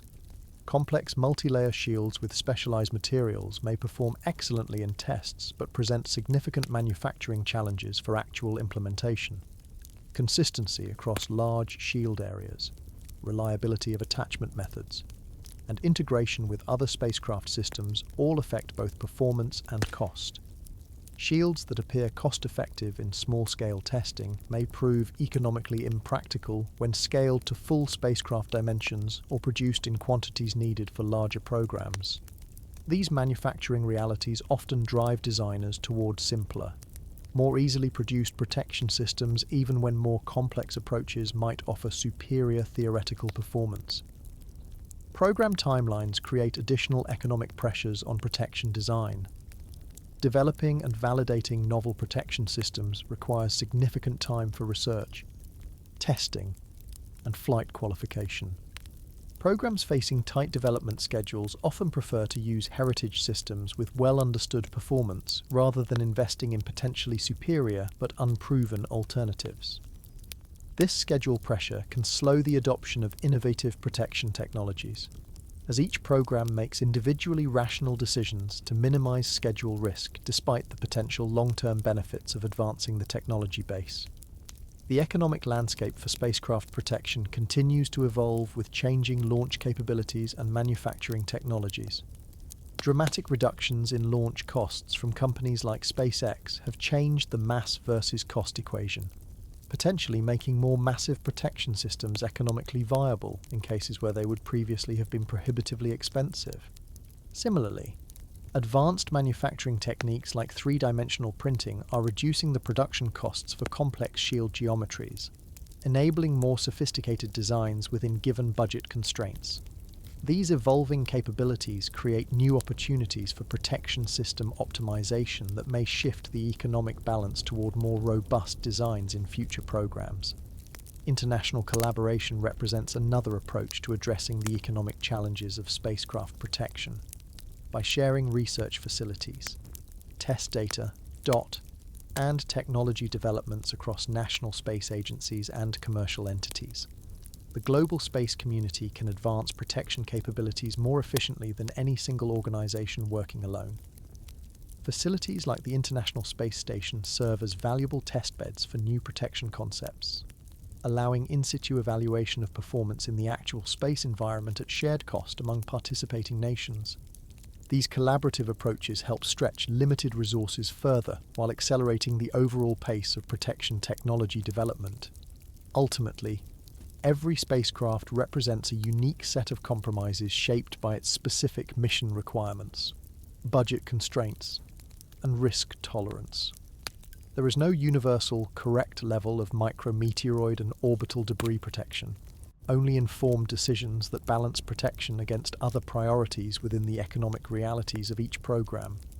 As our understanding of the impact environment improves and protection technologies continue to advance, these economic trade-offs will evolve, potentially enabling more capable protection within the same resource constraints.